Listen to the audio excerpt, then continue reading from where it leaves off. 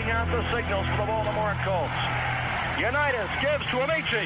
The Colts are the world champions. Amici scores. It's amazing, sensational, dramatic, heart-rending, exciting, thrilling finish in the history of college football.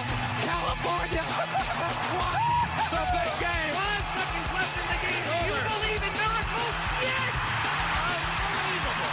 This is Phil Steele. This is Mike Burnham. This is Wes Durham. This is Mike Ashley. Hi, this is Chuck Foreman, number 44 of the Minnesota Vikings. Woo, mercy, this is handsome Jimmy Vane, the Boogie Woogie Man. This is Coach Fry with Virginia Tech Football, and you are listening to Big Dog Sports Talk. Are you ready to rock? Are you ready to roll? Okay, let's do it. You're in the doghouse with Rick Watson on Big Dog Sports Talk, presented by Pulaski County Sports and Entertainment. Join us in the Family Fencing Studios and chime in on the McClellan Chiropractic chat line. He's keeping cool with help from Little River Heating and Air, but this show is straight fire. And now, the big dog, Rick Watson.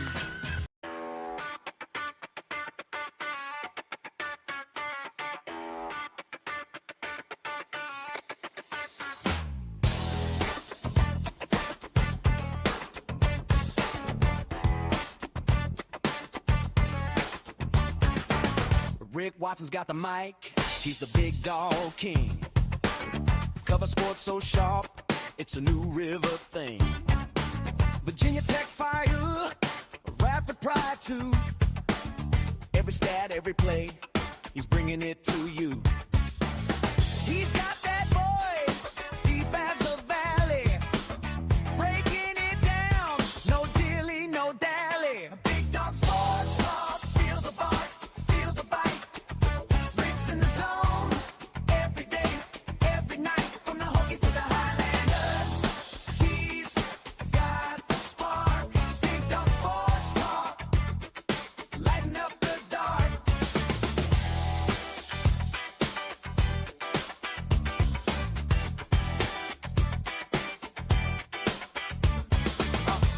Got the scoop, faster than a sprint, calling plays like a coach, every word's a hint.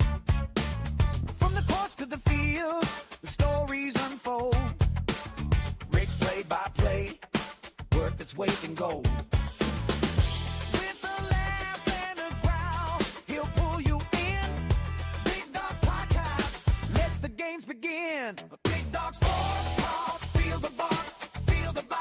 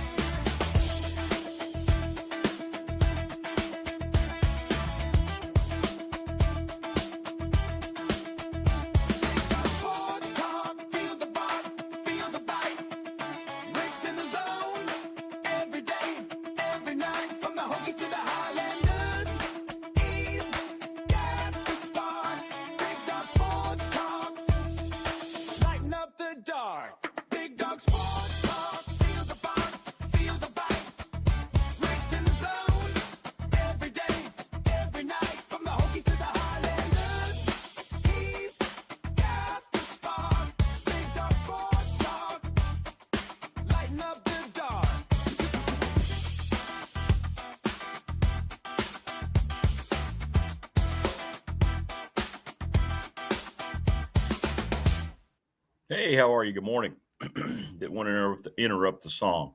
It is the Wednesday edition of the program. Hope you're well, wherever you might be. Hit us up in the McClellan Chiropractic chat room or on the professional door text line, whatever may be on your mind. Coming up, Kion Brown will join us. We got a lot of college hoops to talk about. Hubert Davis was fired last night as the head basketball coach at North Carolina. Not surprising. I received a text shortly after they were defeated from a coach. That Hubert's going to be replaced, and it happened. So we'll find out exactly what they do. And Carolina is a definite top 3 blue blood of all time, so it's a very attractive job for just about any coach in the country. So we'll talk about all that and get his take on the Sweet 16. Damien Sordelett joins us. We'll talk about the media opportunities and what came out of that. After practice yesterday over in Blacksburg, David Teel joins us,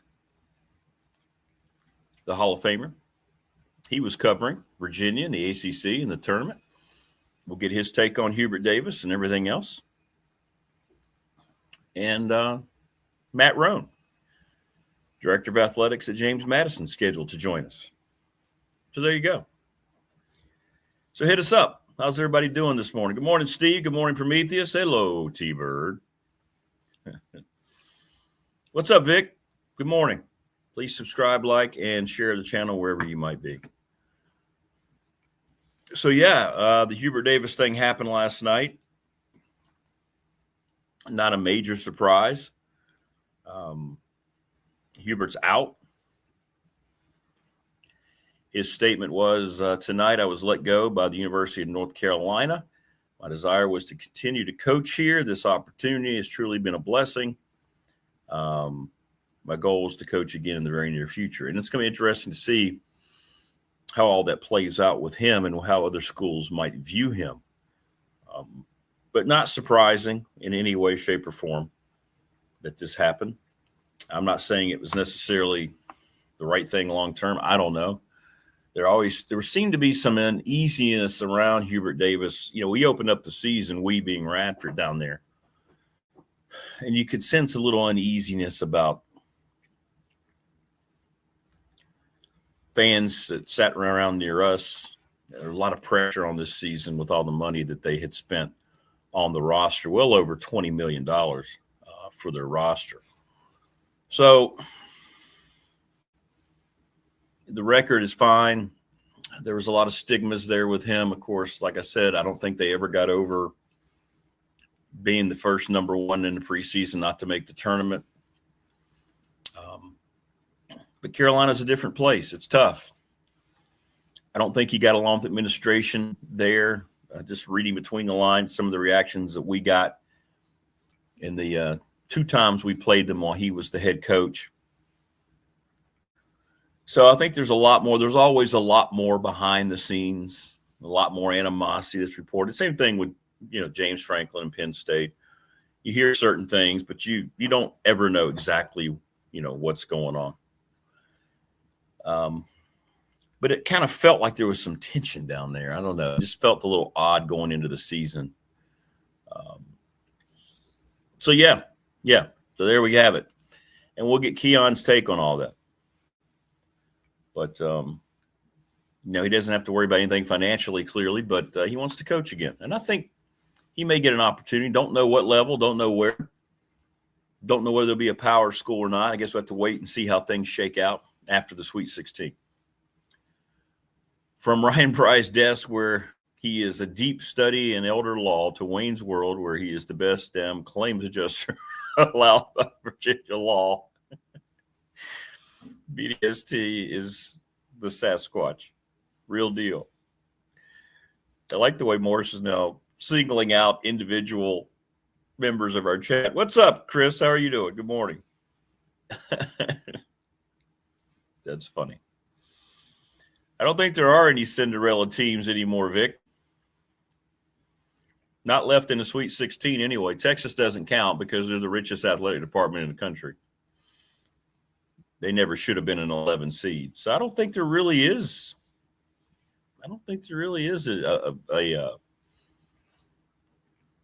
A Cinderella left. Not anymore. For the second straight year. Which I believe is a very negative trend as we head into the second weekend. You're starting tomorrow. But your thoughts. Hubert Davis is out. And again, we mentioned all this yesterday with Marva. She was hearing the same things I was. Like I said, I got a text. And when coaches tell you something, it happens. And apparently Davis was out telling people, yeah, I'm out of here. They're going to let me go. And he was right. And, North Carolina's got to get this right. They've already got the controversial stuff going on with Belichick and that circus. So they better make sure that they get this right. Todd Golden's name seems to be leading all the lists, and maybe it will be him. I don't know.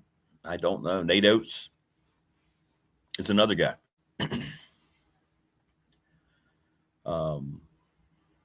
Yeah, that was probably the only way, Chris. You're probably right. Elite Eight. But not only losing in the first round, but the manner in which, and Marva mentioned this yesterday, the manner in which they lost, 19-point lead in the second half.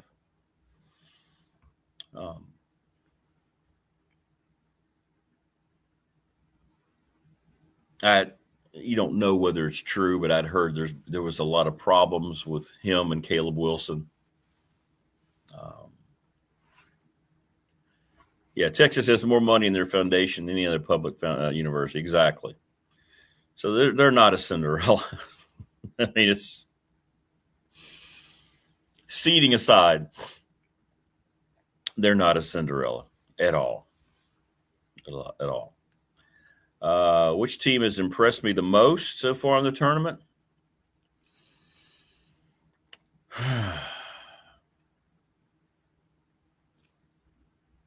Who has impressed me the most so far in the tournament? Probably Arizona. Arizona's looked dominant to me. I mean, they're not 100% healthy, but Arizona's looked really, really good. Duke's shaky. St. John's might get them next round. Michigan State's looked really good, too. Michigan State's looked solid.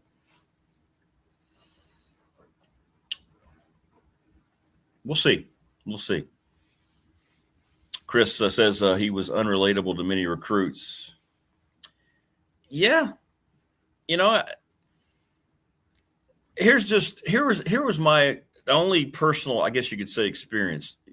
The first year we went down there from Radford perspective, and we always have a pregame interview segment with the opposing coach. And the first year, he did it. He was fine. So we had it set up to do it this year.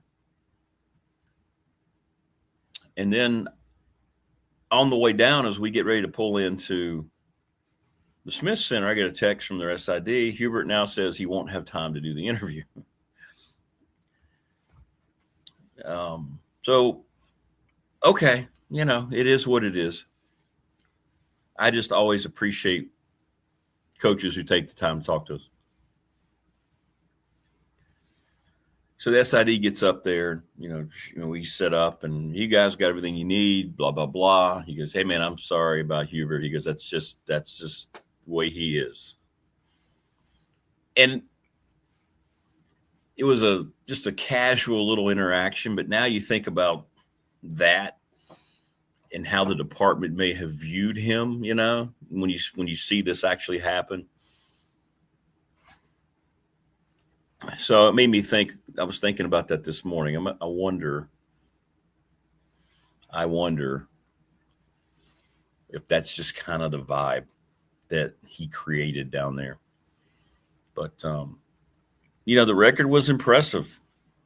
I put the post on our Facebook page.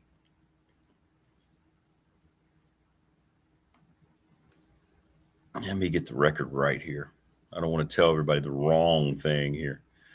He was 125-54, and Carolina in his first year reached the national title game, of course, with that great run.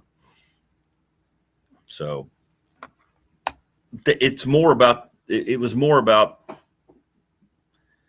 the regular season, more than just the regular season record. I think there are just things we don't know about, and there's always a lot of scrutiny that goes on from people outside the buildings.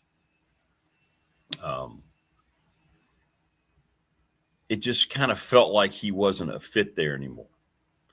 And, I'm going to use the parallel of James Franklin, right? There were a lot of people that were criticizing Penn State. Well, that was an untenable relationship anymore. Franklin and Penn State was an untenable situation. It wasn't going to work, right? And so they made the choice. They're happy. He's happy here in Blacksburg. You just don't know all the ins and outs and things that happen within a department. Because anybody would look at the basic record of Hubert Davis and you'd say, wow, why would you fire that guy? Well, it's not always about that. Did donors get involved? Probably so. North Carolina, I mean, you've got 5 blue bloods in college basketball that operate at a different level, right? Or, I mean, UCLA is forever a top 5 blue blood, but they haven't been a factor in recent years under Cronin. But Kentucky, Duke, Carolina, and Kansas, UCLA, there's your 5 blue bloods traditionally in college basketball. And Carolina may be amongst the bluest of the bloodiest. It's just, what's ironic about it? All those teams have blue, by the way. Whoa. All those top 5 blue bloods all have blue, right? Kansas, Duke, Carolina, Kentucky, UCLA. Wow. That'll blow your mind. I mean, you think about it. Did anybody see that one coming? Oh my. Oh no. Oh no. That was out of nowhere. Thank you. Thank you so much.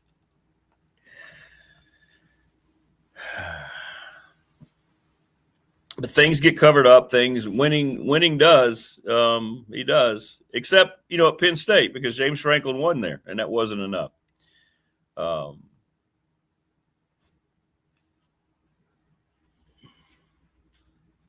Well, he was working. Yeah, that's right. He was working despite everything that was going on. Correct. And everybody knew too, Prometheus, It's all of a sudden didn't just pop up on his social media and all that, right? They even beat Duke this year, and that wasn't enough to save him. And TLB's right. I mean, places like that, the big money donors are pulling the strings. Same thing at Penn State. And that's what I'd heard about Franklin from Big Ten guy. He had angered a lot of people around the program that supported the program the most. And so when they get going after, especially a relatively new AD, they don't get ignored because they're the ones giving the money. Let's just say it the way it is. It's not good for college athletics. And again, not a whole lot's good right now for college athletics. Yeah, Indiana is. They are. I think you could get top 10 blue bloods. Indiana's definitely in there. You're right, Troy. No question. No question.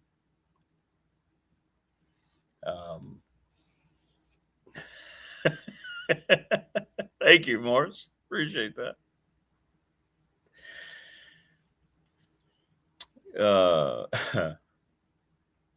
So I don't know. But it felt inevitable. When I got the text from the source and coach, I knew it was going to happen because this coach is always on the money. I was like, oh, wow. So that's going to happen down at Carolina. Now I'm interested to see about the search. Will it be Todd Golden? The people, would he leave Florida? Yeah, sure. Why not? Florida, I know Florida's won, 3 national titles in the last 20 years? But they're forever going to be a football school, and you got a chance to go to North Carolina. So, yeah, he would leave Florida for North Carolina. Nate Oates would leave Alabama. They would leave the SEC for North Carolina. So, yeah, that job is one of the top 3 jobs in the country. No question about it. And I think they'll have all sorts of folks wanting to get involved, and we'll see which way they go. And you might see a program that's coaching right now in the Sweet 16 lose its coach. If you don't think those conversations are happening now, I don't know what to tell you. They will. They do. So we'll get Keon's thoughts on all this and find out what North Carolina does. I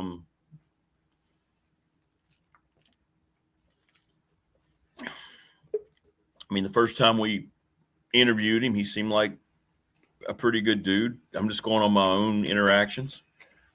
It was strange to get a call that late that he wasn't going to do the interview this past year. I mean, I don't take it personally. It is what it is. But like I said, the reaction when we got up there, well, that's just Hubert. It's not you guys. You know? That's a great question, Prometheus.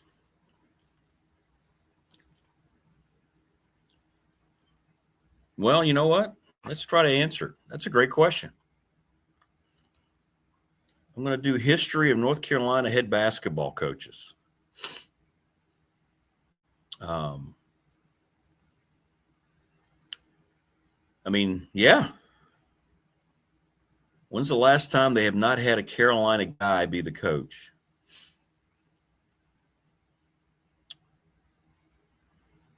Because you had Roy, then you had Dean and Roy, Frank McGuire back, 53 to 61, and Hubert,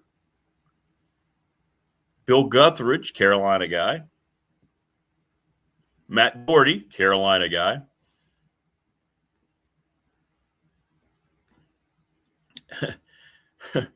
No one in the last 100 years, Prometheus, maybe? I mean, the way it looks.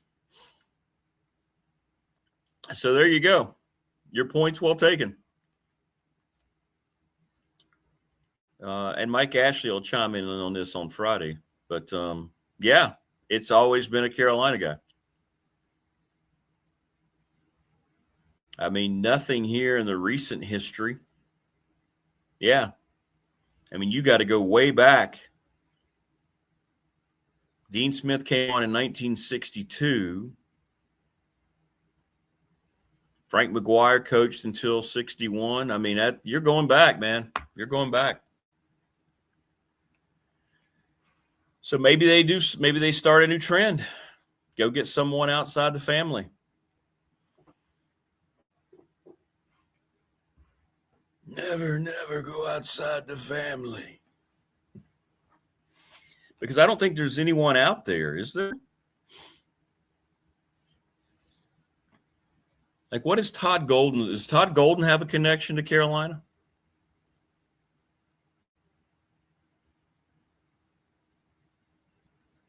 Because he's the name that I see everywhere. Todd Golden's going to be the guy. Was he an assistant there or anything? I mean, I don't know the lineage of it. He's just being linked heavily there, considered the top target. No, I don't think he has. There you go. That would be an outside of the family hire if it's Todd Golden. I mean, whatever people think of him personally, he's done a really good job at Florida. And you don't get a chance to be the head coach at North Carolina very often. It's once in a lifetime. So we'll see if that happens. But, yeah, it feels like they're going to go get someone, and it may be somebody still coaching.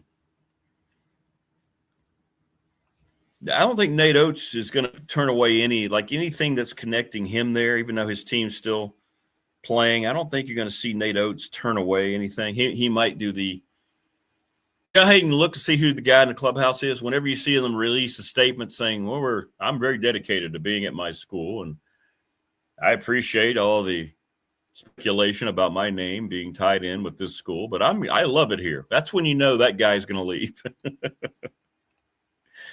This is my place. Exactly, Morris. They all would just take it, right? It's North Carolina. I mean, sorry. It's one of the crown jewels of the sport. Of course they're going to take it.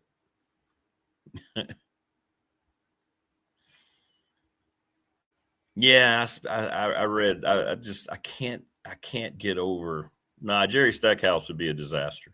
No.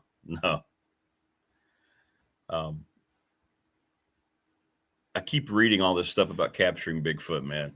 I got to see this documentary because it's really got me depressed. It's really got me depressed.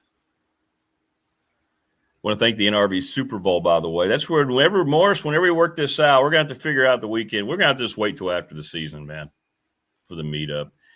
We're going to plan the meetup when I'm done in May, June. I can't meet up during baseball season.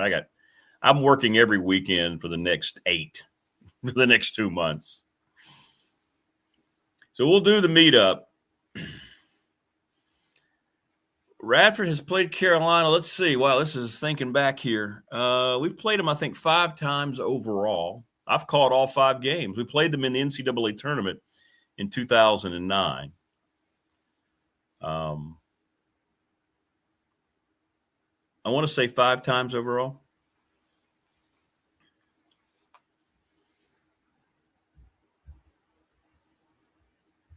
And I've called, let's see, let me make sure I get this right. Have I called them all? I've called them all. The famous story where I was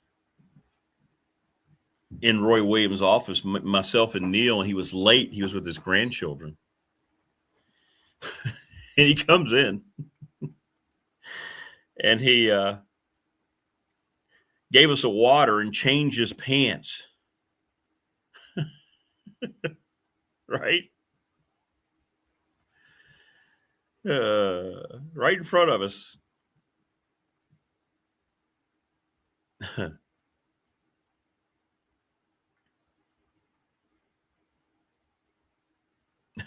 Right?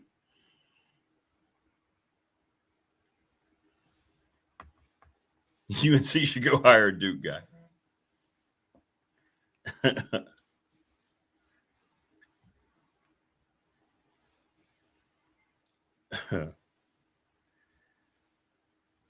Why is Jerry Stackhouse? Why would he be? He was 70-92 at Vanderbilt. Never went to the NCAA tournament. My question to you is, why would he be a viable candidate? Just because he played there? We're talking about them getting away from that trap. And that's the kind of thing, that's why you want to get away from thinking you have to hire someone in the Carolina family. You would force Jerry Stackhouse. You tell me one Carolina fan that would raise their hand and go, yeah, bring him in as the head coach here. They were 28-60 in the SEC. His best season was 7 games over 500. He got fired in March of 2024, and that year they went 9-23.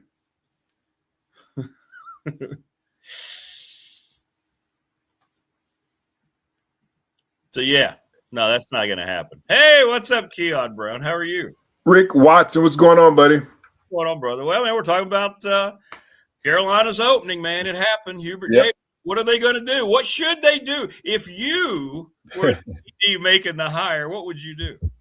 Well, first of all, we need to start by saying who was ahead of this for the past 5 years. Yeah. My goodness. Golly. I was never a Hubert Davis guy. You weren't. You weren't. Veteran viewers on this show know that. You said it from day one. You did. Ever since that national championship game.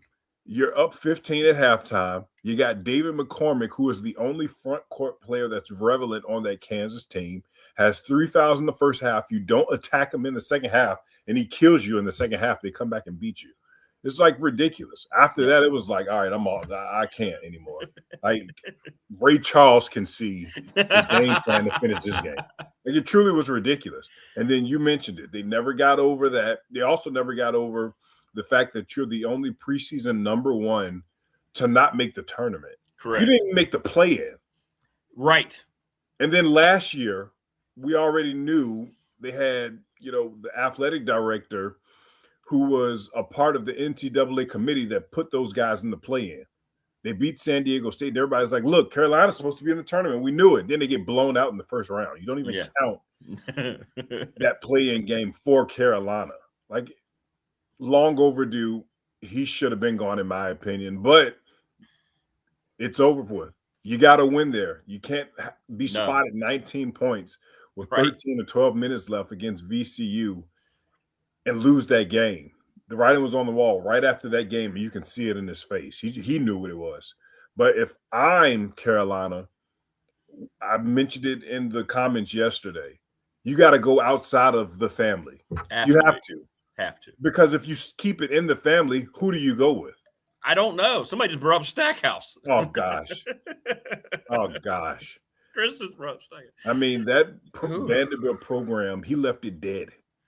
Mark Byington is the reason why Vanderbilt is relevant in basketball. That's right. He destroyed Vanderbilt basketball. Stackhouse destroyed Vanderbilt basketball. Absolutely. Now, who I'm going with, I'll let you know right now. There's a name that's out there that I don't think will be the coach, but he's like a dark horse. That's Billy Donovan. And the reason why I don't think Billy Donovan is going to take it is because the difference of college basketball and what it was 12 years ago when he was coaching and what it is now, it's a completely different thing. And that's why you see the Roy Williams and the Coach K's and the Leonard Hamiltons and all of these guys just abruptly ending their careers because it's just too different. I don't think Coach Donovan will be used to what's going on now in college basketball. It's a whole nother world than when he was winning at Florida. But the guy who I'm going to go get is down in Alabama, Nate Oates. I agree with that. That's who I'm getting. I'm going right to him. I don't care how much that buyout is. I'm going. And I know for him, his buyout lessons on April 1st. It's like $10 million. Yeah, it's not. Yeah. I know that's a lot of money, but for Carolina, that's not a lot of money. Not a lot of money. You got to. You have to. I know they're talking about Otzelberger from Iowa State. He's a name that you're going to be hearing. Ty Golden, you mentioned him earlier. Mark Byington, who we just mentioned in Vanderbilt. All of those names will be mentioned. You'll be seeing a lot of that. But I am going after Nate Oates.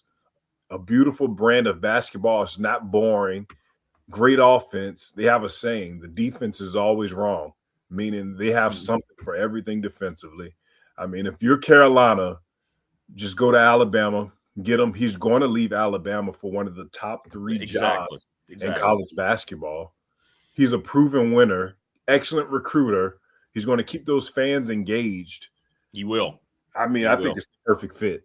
That's who I do too. I do too. And he's done a great job at Alabama. And it feels like to me, you and I are thinking the same way. That was the first name I thought would be, and I've talked to other coaches, they thought he'd be the perfect personality fit for that. And that's key for a job like that. I think so, man. I think so. He's made Alabama basketball relevant again, and he's going to make Carolina basketball, even though it's Carolina basketball, it's that brand is always going to be quote unquote relevant, but he'll make it really relevant again to the point where they want to be. Hubert Davis made it relevant for all of the wrong reasons. He'll do it for all of the right reasons because he knows how to navigate in this landscape of college basketball. You know, and I was tying in just the reaction I got from their people down there. Like, they almost kind of were like, yeah, it's Hubert. We have to deal with Hubert. You know, I'm like, now, so you hear, but you think about those things, and now you're like, well, I can see why they were happy to see him. And I hate hearing stories like that. I really do. Like you just told the story about the second time this year when you played UNC. I was there with you the first time, and it was, you know, like you said, it was great. But this past year, when a guy just pretty much brushes you off like that, I can't stand it because you think you're bigger than, you know, what college basketball is supposed to be about. Yeah, it's about helping the Radfords and helping the smaller schools. Taking 5 minutes out of your day won't hurt anything. I know. I promise you. It was just like, and I told him 5 minutes. That's all we need. 3 questions, we're done. Oh yeah, he'll do it. He's fine. He's good. He said he's good to go. Oh, hey, but Rick, by the way, Coach said he can't do the interview now. Okay. For me, my thought process is he thinks he's bigger than what college basketball is. He really does, and like. I know a lot of people down there who have told me a lot of stories about him, and I'll trust them because I know those guys, whether it's from Fork Union or my time, you know, from Radford in college. Those guys, you know, say he's one way behind the scenes, and I'm not really a fan of people like that. I'll just leave it at that. 100%. And then there's scuttlebutt. I've heard from people around that he and Wilson did not get along at all, and maybe that, you know. So I don't know. Who knows? But now search will be on, and I'm with you. I don't think we'll hear much about it until a couple teams probably stop playing in the Sweet 16. And, man. That's what it's going to be. That's what it's going to be for sure. Well, they better get it right. They blew the football hire, so they better get this one right. Well, I think what I like about the ADs at North Carolina is that they don't have ties to the family. That's what I like about it. That new AD is from what, NASCAR, I think it is. He was one of the I think so. Yeah, I think so. So now it's got to be all about winning. It can't be about pleasing the fans at UNC anymore. Priority number one should be winning. And if you got to go outside of the Dean Smith family, do it. There's a guy in Alabama that will make sure you are where you need to be, competitive again in the ACC, competitive again in the tournament. 100%. Well, let's go to the Sweet 16. Yeah. Second straight year, man. We're basically chalk. Okay. We're basically chalk. I mean, we had great moments with High Point, but none of those teams advanced. I see a lot of posts. People are thinking this is going to be the way it is. Are we done? Are we done with the Cinderella story, making it far in the tournament? I personally don't believe so. I mean, you got High Point who's 2 possessions away from winning that game. And what I want people to do for me is define Cinderella. Do you think it's only supposed to be a team out of the Horizon League, out of the SoCon, out of the NEC, out of the MAC? Is that what a Cinderella is? Yeah, somebody doesn't have the money that a power – like Texas is the richest athletic department in the country. Right. They're not a Cinderella. Would they were underseeded. They were underseeded. NC State a Cinderella a few years ago when they made their run to the Final Four, having to win 5 games in 5 days and then winning every single game leading up to the Final Four? More of a Cinderella than Texas. Yes, I would too. That's what I'm saying. You got to define it for me. Yeah. If you're High Point and you are one of the last 32 teams standing out of 365 Division I programs, to me, that's a Cinderella. To me, that's a success story. That's why I say we need to have a clear definition of what do you want to be. Does it have to be a team that's like one of the leagues I mentioned that makes it to the second weekend? Is that what we're going to say? Yeah. I say the round of the 32 is fine enough to me, especially when you're as competitive as High Point was. They were leading with 3 minutes left. They should have won that game. They should have won that game, man. Absolutely. Well, I think so. That's just how I look at it. I think so, just because of VCU and George Mason and Loyola Chicago and fill in the blank. Now, what I'm going to say about that to make an argument about people, how long ago was George Mason? 2006? How long ago was VCU? 10? 2011? 11 season? Loyola. I mean, these things are rare. It's not like it happens every year. St. Peter's wasn't that long ago. What we saw from Fairleigh Dickinson beating Purdue wasn't that long ago. What we saw UVA losing to UMBC was 2019, 2018. I mean, these things are rare. Yeah. George Mason are rare. Loyola Chicago is rare. But you have seen 16 beat ones more frequently in this newer age of college basketball than you've seen it before. So I'm trying to see if there's anybody that, but nobody really fits it to me. I mean, I know Texas has that 11 beside their name. Yeah, no. This year I'm with you. Yeah. But I'm saying people are acting like it's been so long, like this Fairleigh Dickinson didn't just happen more recently, that upset versus Purdue, or even that St. Peter's run that happened. This stuff happened. I even think Preston made a Sweet 16 a couple of years ago, 2 years ago. I hope not. But it's gonna change next year when they add teams. So, maybe. Yeah, what you're gonna see next year, and I believe this is what's gonna happen. I think you're gonna have that play-in, the day for the play-in is gonna be an all-day thing. I do too. I think it's a great point. 4 games each day. That's what it's gonna be. Yeah. And because it's more money, more they can go out and sell, and that eases it into the 70s, and then the next jump will go from the 70s to 90. Yeah, and even if you do that, there's still a way to make it entertaining. We talk about it all the time. If you win your conference tournament, put you automatically in the field, let those play-in teams or those last 4 in or those last whatever teams that are on the bubble compete for those play-in teams or those play-in games. That's what I do. I mean, you can still make it somewhat entertaining for the fans when you say, man, these little teams and these smaller schools have earned it, and these bigger schools are fighting for their lives, like in Auburn or whatever the case may be. Put those guys out on those play-in games, and they got the money to travel and have their fans be in a situation to where they'll be able to attend those games. Yeah. Make it fair. I guess that's what I guess. Yeah, I know. Yeah, man. Prometheus asks, has any Cinderella made the Final Four since Pay for Play? Well, no. No? Yeah, no, it hasn't. No, it hasn't. It hasn't. I guess the last Cinderella, quote unquote, to make the Final Four was it Loyola? I think it was probably Loyola, right? Or was it Florida Atlantic? Well, Dusty May. Maybe was that after Loyola? I don't know. I think it was after Loyola. Yeah, because he just got to Michigan. He just got in there. Yeah. So we'll go that order. We'll go Loyola, then Florida Atlantic was the last one. Yeah. Yep. Yeah. That year, San Diego State was the Final Four team as well. Yeah. We'll consider San Diego State. Yeah, we'll consider that. We'll give them their flowers. Yeah. So who do you like on Thursday? Anything going to stand out on Thursday? Texas, Purdue. Is Texas going to keep this thing running? Clearly, there are no upsets now going forward. We're in the Sweet 16, right? Yeah, I think Braden Smith leads Purdue. I think Matt Painter goes to another Elite Eight. I think Braden Smith is just too good of a point guard, man. He's really good. Just broke Bobby Hurley's, all-time assist record. They have Trey Kaufman-Renn. If they're on offensively, Purdue's going to be a tough out, which they are pretty much every single year. So they got what they need to make a Final Four run. Will they make a Final Four? We'll see. But I definitely think they'll make the Elite Eight. Iowa, Nebraska's a 1-point spread. Boy, this game's basically even. Two rival schools, right? The big football rivalry goes to the basketball. That's going to be a fun one. That's going to be one of the best games that you'll see in the next, 4 days or whatever. But Ben McCullough, what about a job he's done? Oh. Talk about that guy. He's one of the best postseason coaches in NCAA history. He really is. It's ridiculous. He wins. It's crazy how good that man is.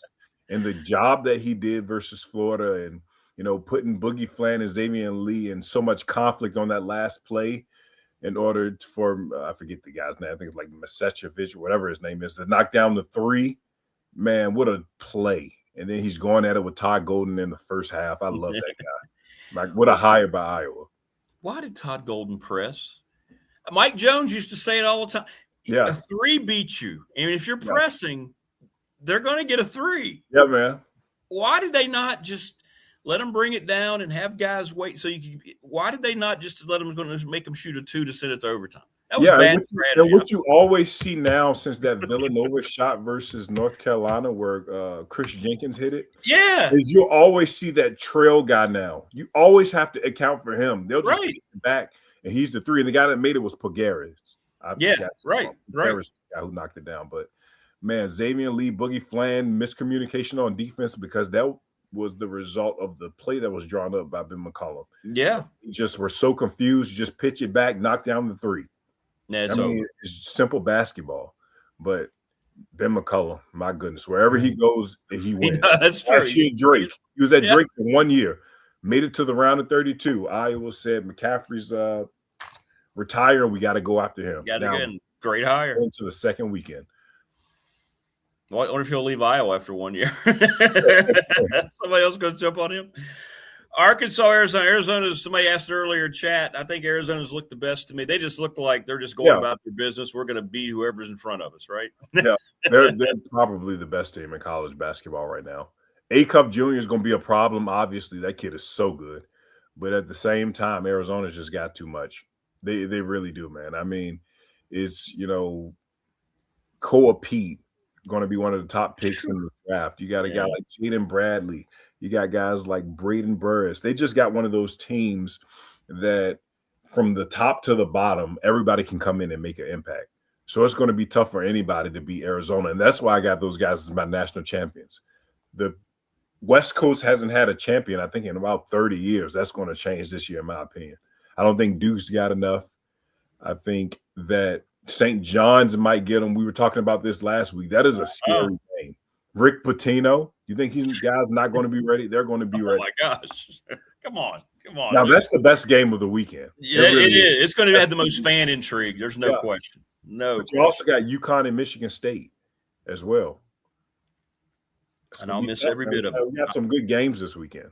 I'll miss all Friday games with baseball that night. But, Alabama, Michigan, there's the Nate Oates chance to be the number one. We'll see. Tennessee, Iowa State's probably, to me, the most, I mean, I just don't care about either program, but it'll be a good game, but I don't really care, Yeah. Yeah, you're right. St. John's Duke will be the one. Can Duke overcome?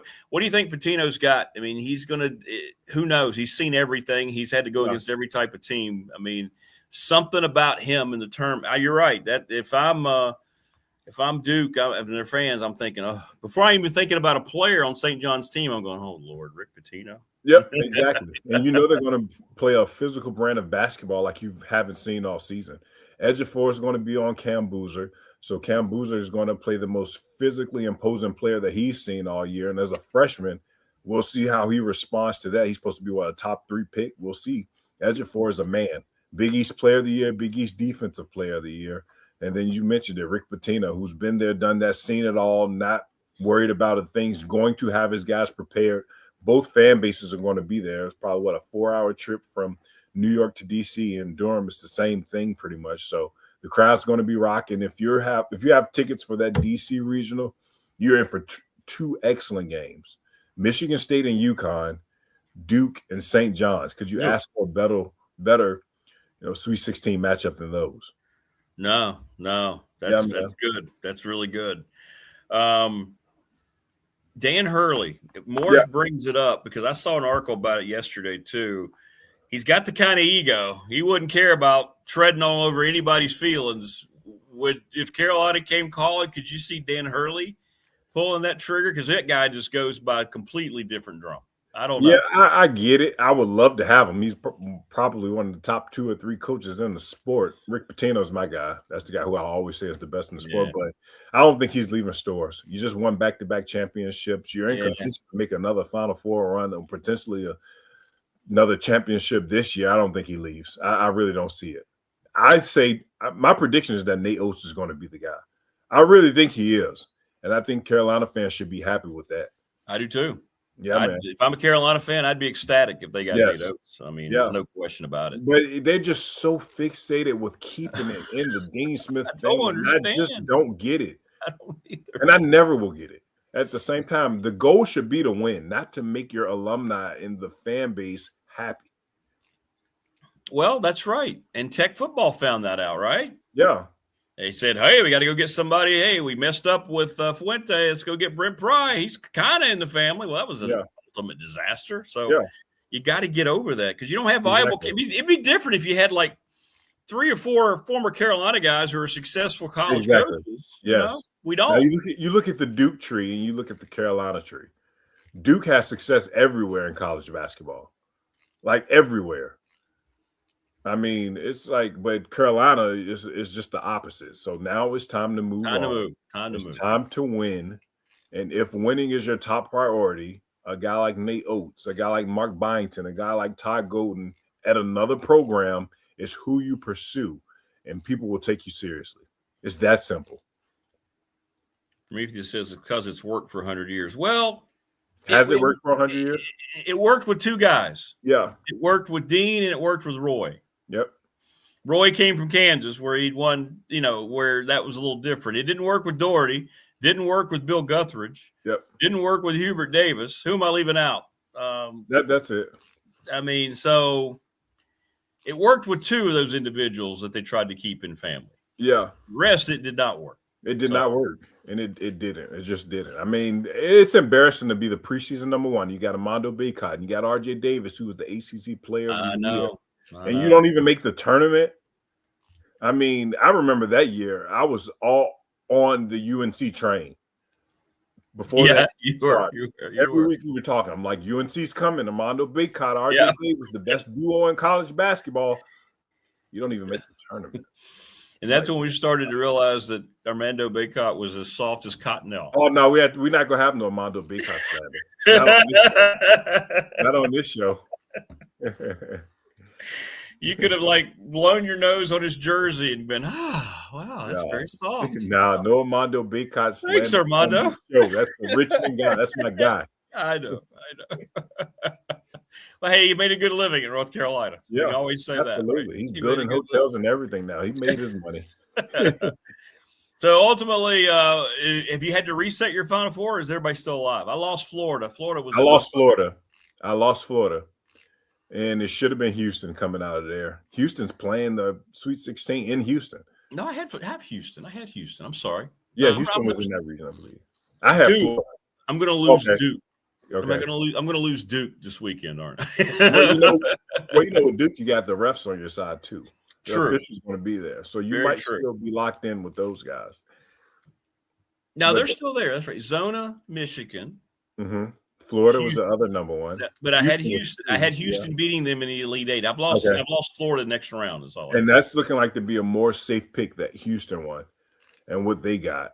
I mean, Kingston Flemings, he'll be a top pick. You got, Chris Clover, he's going to be another top pick. For me, it's if those freshmen can live up to the pressure of winning at this point. And I think that Houston's going to got this weekend. But the way they've been playing and the way their defense has traveled, they look like the toughest team as well as Arizona. Yeah. Now, the problem with Houston, and it's been a problem in the Kellen Sampson era, is their offense.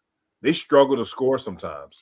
And when they get into those positions where they struggle to score, it gets tough for them to win. That's why they've lost a bit more than they have in the past this season. And they can get got. We saw what Arizona did to those guys in the Big 12 championship game. Yeah. But at the same time, man, that defense is ferocious. That monster defense, that's what they call it, is crazy. He's really good, isn't he? Kelvin Sampson. Yeah, he's amazing. He's amazing. I wish he could have won it last year. I really do. Great coach. Yeah, man. Just a great coach. Only thing he's missing is that national championship. I know. And I hope he's the guy that people, maybe he'll get one. I hope he gets one. I hope so too, yeah. He gets one. Obviously, he's closer to the end than the beginning, so. People speculating they'll go get a Duke guy. No. I don't know who's out there, Duke guys. I don't even know. I'm asking the question. Like, I don't know. You can get the coach from Miami, Coach Lucas. He did a fine job turning that program. He has. They won a game. They made it to the round of 32. Yeah, they did. He's not ready for that. He's not ready for that. Nah, they won't do that. That would cause so much. Oh, no, they won't do that. They will not do that. No, they won't. They will. They won't. We're talking about trying to lose a fan base. I was going to say, that AD be run out of town immediately. Yeah. Remember when Tech had Ricky Stokes? Yeah. Ooh. Oh, well, man. we'll see what happens, man. I mean, it's going to be interesting. I'm with you. The Pitino, the Duke game, unfortunately, I'll miss it. But, it's going to be intriguing. It really, really is. It's going to be intriguing. Yeah, that's the matchup I was waiting for, filling out that bracket. You knew it was coming. You knew it was inevitable. I know. Obviously, St. John's had to win at that last-second run or late game run by Kansas, but you ended up winning. It's about surviving and advancing. And that's now all matters, right? St. John's can't miss TV. If I'm you, I'm in that booth. I got a TV somehow set up in there. I can't. Here's the pitch. Foul ball. There we go. Yeah, man. Well, good stuff. Are you putting all your? How do you have it? How are you viewing it? Do you just have the one TV, or do you have all of them? Now, I usually have the 3 or 4 TVs, but now you got a lot has changed in the last few years. Now you got multi-view, so you can have 3 games on, 4 games on at once. So that's how I'm doing now. I figured you would be the guy, though, that would have like 4 TVs because you want the full game on each screen. Right, and that's how I usually have it. That's how I usually have it.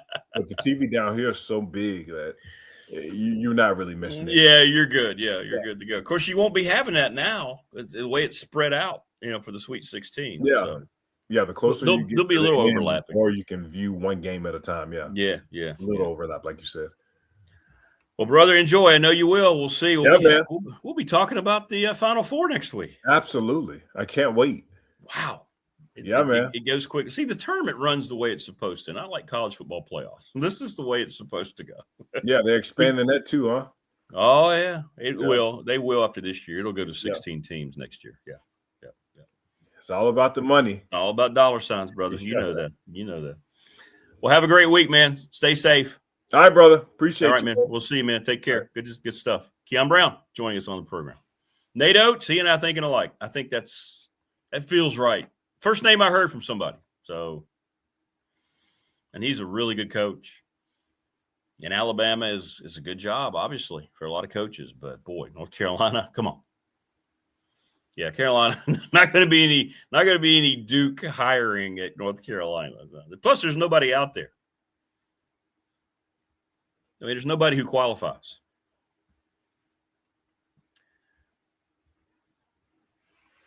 But my guess is, too, that, you see, these things don't just happen in a vacuum. Like, that job did not just come open without Carolina already doing due diligence. Do you not think that they've already reached out to several candidates the last couple of weeks? Morris, Bobby Hurley. Morris, there's a better chance that I will be named the head basketball coach at North Carolina than Bobby Hurley.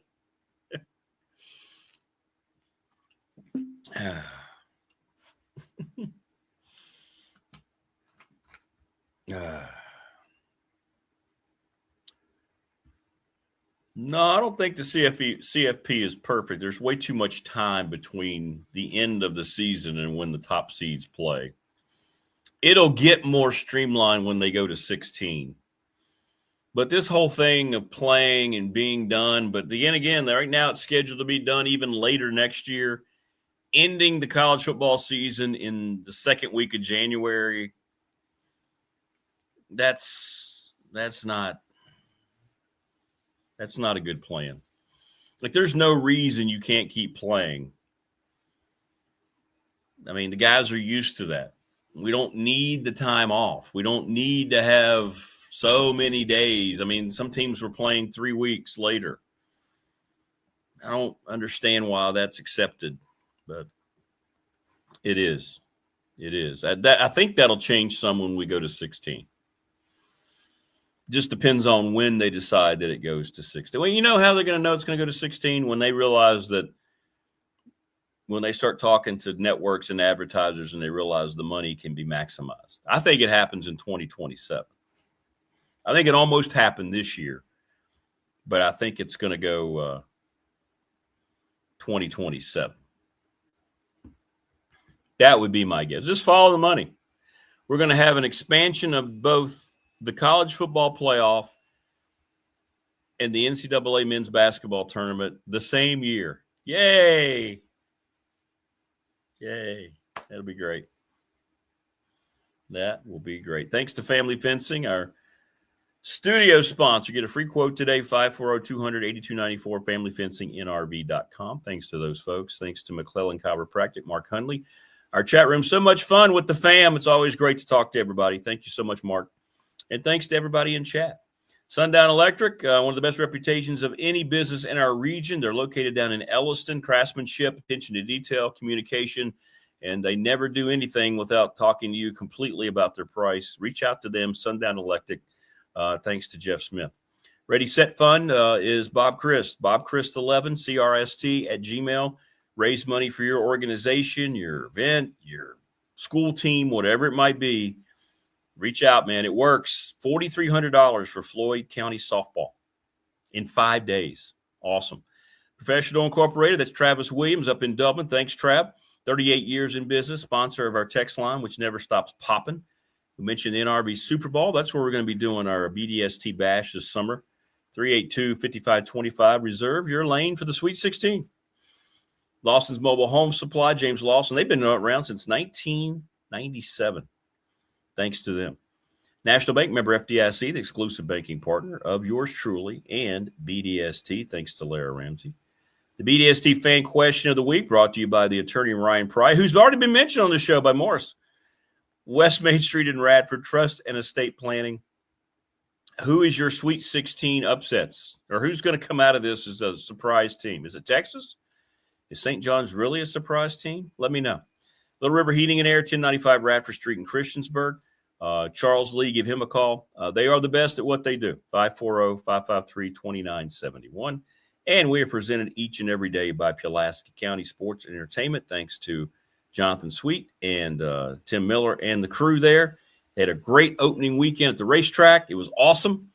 And it's going to get even better once they get more acclimated, week in and week out. So great to talk last week with Stacy Compton leading into that. That was really cool. Joining us now on the program, it's that guy, Damien Sordelett, who I got to see briefly on Friday night. He was at the Dedmon Center for our WNIT game. He's everywhere. What's up, DS? How are you? Not much this morning. Just wish the Highlanders could have advanced another round. Yeah, I remember when I talked to Mike McGuire before the Morehead State game, he was like, yeah, it's a pretty good matchup for us. We felt pretty good about it. He goes, And this was a couple days ahead of the Morehead State game. But, if you do look ahead, Arkansas State, that's a tough matchup, especially down there. Yeah. And it proved to be right. I don't think they ever led, so they were good. Arkansas State's good. Yeah. They're really good. And the Morehead State coach after the game said she had to call her players from the beach in Florida because they thought their season was over. They got 1 day of practice and then traveled to Radford. So, if they have a few shots rattle in, they probably have a better chance to win. That's for sure. So, but good season. McGuire got some postseason experience with the team, and bring back Simonson, you bring back Williams. Hopefully, you got a good nucleus. Yeah, we'll see. Yeah, and I think at one time they had a free throw discrepancy of like 19-1 in their favor too. So that doesn't hurt when you have shot that many more free throws than your opponent. So yeah. All right. But all right. So looking ahead now to you had more media exposure. You got a chance to talk to some peeps yesterday, right? Was it yesterday? Yeah. Or was it today? It was yesterday. Franklin, Ty Howell, and then we got the players in breakout. So Aiden Green, Kamari Copeland. I didn't get time to get over to Tyson Flowers, and but yeah, it was good to see him and good to see some practice and see. We had this discussion a few weeks ago, and I remember this after I was leaving practice. We were talking about the quarterback battle and does anyone change positions? And I brought up AJ Brand, potentially moving to safety. Chris Lester brought up, he's going to play running back. Lester was right on the right side of the ball, but he's now wide receiver. So, so that'll be interesting to see how he fits in. He's now the 12th scholarship wide receiver for the spring. So we'll see where he comes out. That's a lot. It's a lot of wide receivers. That's a lot. Marlon Jackson is out for the spring, so now you're down to 11. So you'll get to see. We'll see how many more, where you can fit in. They like his athleticism. I mean, he was the best athlete at Irmo, so you had to play him at quarterback. Yeah. And James Franklin brought up, it's not a crowded room at all. You're not bringing back 3, 4, 5 all ACC guys. You're bringing back Aiden Green and adding Kion Brown. So, yeah. What's been the vibe like for you so far? What can you sense anything from the players so far? I know we're still early. Yeah. In camp, about a week into actually doing football things. Yeah. Aiden Green was really forthcoming yesterday. Mentioned there's a different vibe in the building. With Franklin, he said, it took him a little bit to acclimate himself to the expectations, and Pry probably had the same expectations, but Franklin, when he says them, he gives her a little bit more weight because he's met those expectations before as a head coach. Pry hadn't, so that's a big deal to these players. They know Franklin's pedigree. They know he's a winner, and they know he knows what it takes to get to where they want to be. So they're having to meet expectations now, and that's a good thing. Well, it's gonna be one of those situations where we look at all these things, and we'll have to wait and see exactly how everything plays out. But do you feel like the guys? I don't know how to say this without trying to make it sound like I'm putting down Brent Pry, but did they just immediately feel like, is there a vibe that there's more credibility in the building? Is that a safe way to ask? Maybe. I mean, Pry being a first-time head coach, I mean, he could hang on his defensive accolades, but he had never led a full team. Franklin has, and players have said this. That Franklin, because of his background and what he's done as a head coach, that carries a little bit more weight with him. That, he can say, hey, I've done this. And they're like, okay, yeah. So that's something. And back to Brand, you might see some wild hokey. Hopefully they call it wild turkey. With Brand at wide receiver, bring him in at quarterback. We know Penn State ran the Wildcat a lot with Tyler Warren a few years ago. you find a way to get AJ Brown the ball in his hands, and you find a way to get him on the field, and that's a way to do it. Is being a former quarterback, he can do things with the ball in his hands, and he can see the field. That's a good way to get him on the field, and Ty Howell even brought it up. It doesn't matter if you're 11 or 12 personnel. If you have AJ Brown on the field, you can use him in different ways, and they said that was important. So,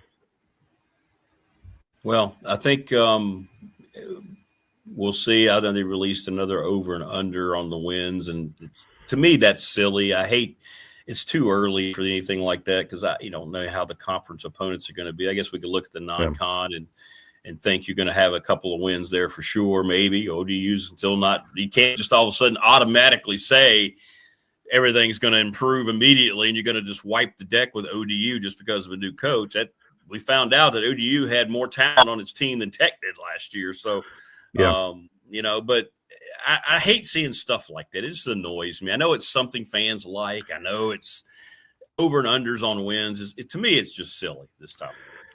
Right, but it gets you talking. That's the whole point. It does. I know.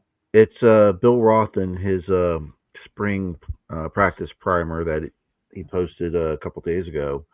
He had a Q&A, and they asked him about journalism. And he said, basically, journalists these days are content creators. Mm-hmm. I have a bone to pick with that. But he's not wrong when you have when you have writers who are like, all right, let's do over-unders on how many games these teams are going to win this year just to get some content flowing, to get some engagement going. That's content creation. And people are going to click on it, and people are going to talk about it, and then it gets to us, and we discuss it. Again, 7.5 wins is what they're setting it at. Again, I would lean towards 6, and I can say you can definitely hit the over on that.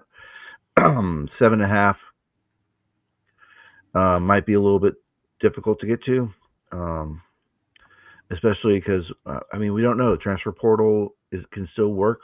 Chandler Moore's saga still goes on, and we don't know if he's going to be back at UVA or not, and that changes the complexion of what the Cavaliers will look like. So there's still a lot of questions to be answered here through spring because you got to get through healthy. So I would wait till probably I would wait to do this over the summer when there's nothing to talk about and you need something to get people chirping away before we get to these media days.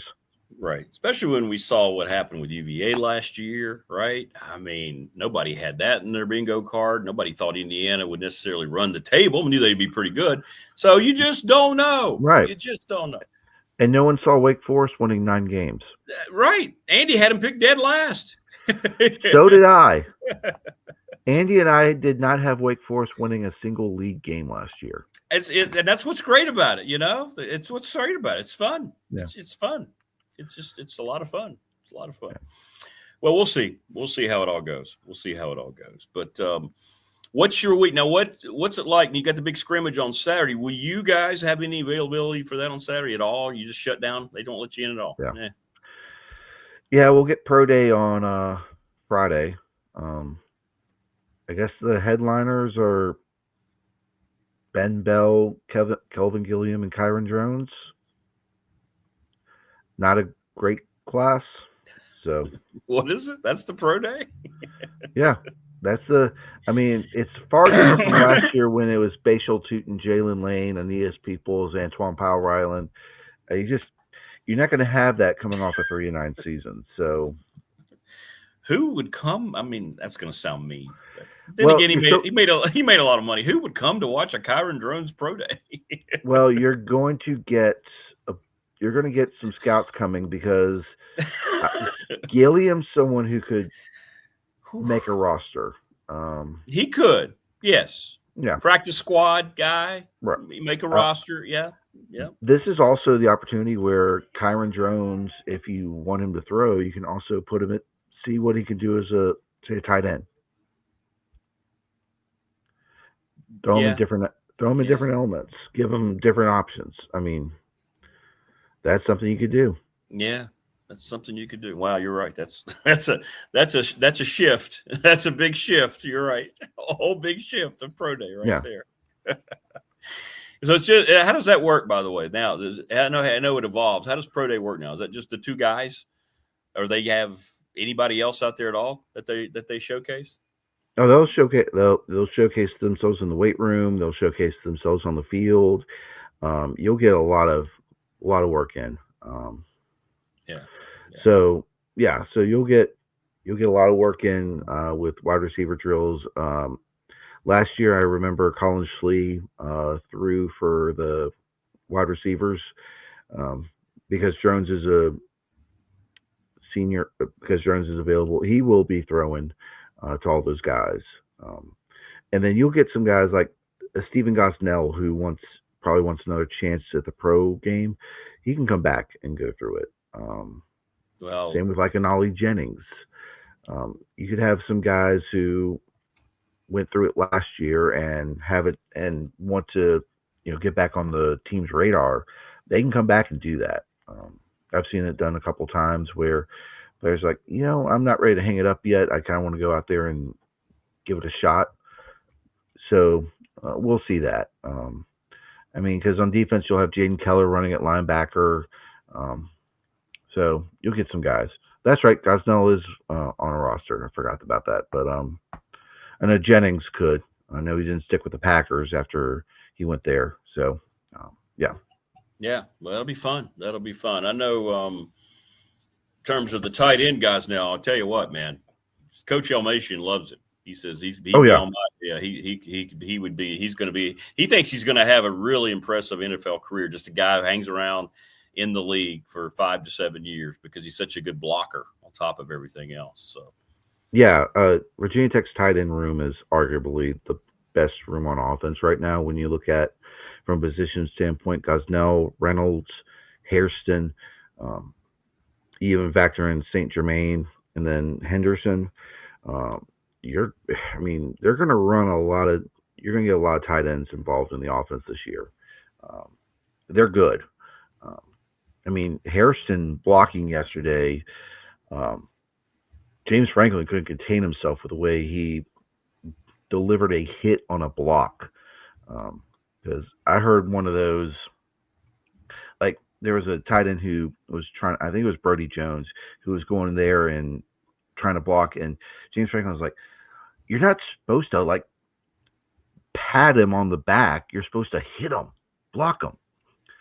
And then Jerickis Hairston on the next play went in, and I think it was Wiley or Jones, one of the Penn State transfer linebackers. He went in and hit him and delivered a block, and Franklin was ecstatic about that. So the tight end room's good this year, and they'll make an impact. And I will agree, Reynolds had a really impressive catch over Sherrod Coble Thursday in the tight red zone from Grunkemeyer. There's a rapport there. I can see Reynolds immediately joining Gosnell in the rotation as starters, and they're going to look good, both of them. What was this? I got sent a text. What was this? Kamari Copeland was talking about at practice. They have student managers doing drills, and he threw one of the managers to the ground. What is that all about? Oh. So that was I hadn't gotten to Copeland by that time. So you'll just have it where like a student manager is there, like going like when you're doing individual drills, you're not going out there against like offensive linemen. And it's just one of them where Hilson went in there, Javion Hilson went in there and just cleaned out a student manager on a rush. I don't know if that's the flex they're trying to make that to be. No, but shouldn't be plowing student managers to the ground and posting about it. That's just my opinion. Yeah, I think kind of odd. It's a little odd. I know Copeland got a little excited about that because I think they asked him who's standing out so far in spring, and I think Javion Hilson's going to be one of those guys. Probably not here during spring, but I think in training camp he is going to be pushing to be a starter. I don't care which end you put him on. He needs to be on the field. He's got everything you look for: size, length, twitch, speed, power. Like, he's legit. And if you can get him, I don't care which side you put him on, he's going to make an impact. And I think he's going to be pushing for a starting job in camp. Like, there's not a doubt in my mind. You put him and Copeland together, that's going to be a problem for offensive linemen to deal with. Just like it was when you had Peoples and APR next to each other. That was a problem for offensive linemen to deal with. Some hoops, real quick. Isaiah Pasha is now in the portal, first of what is expected to be a mass exodus of Mike Young's players in the portal. It seems early to me, but it's happening right now, and a reality they're going to have to deal with because it's going to be more on the way. Just some of your thoughts about, are you hearing anything specific about other guys yet? People are going to ask you, so I figured I'd ask you now. Yeah, I haven't heard anything else. I expected Pasha because, his role really diminished throughout the season, and he couldn't get on the floor. He's a good player. I don't know if he's I don't know if Pasha's a power conference guy. I mean, he shined at Delaware when he was the CAA Rookie of the Year 2 seasons ago. I could see him going back down to that level, and that's where he would excel. I don't know what. I honestly think Mike Young needs to. I mean, he only retained 4 players for last year. I think if you can get 4 or 5 retained for this upcoming season, I think you're in a good spot. So as long as you retain Hammond, Hansberry, Shute, Johnson,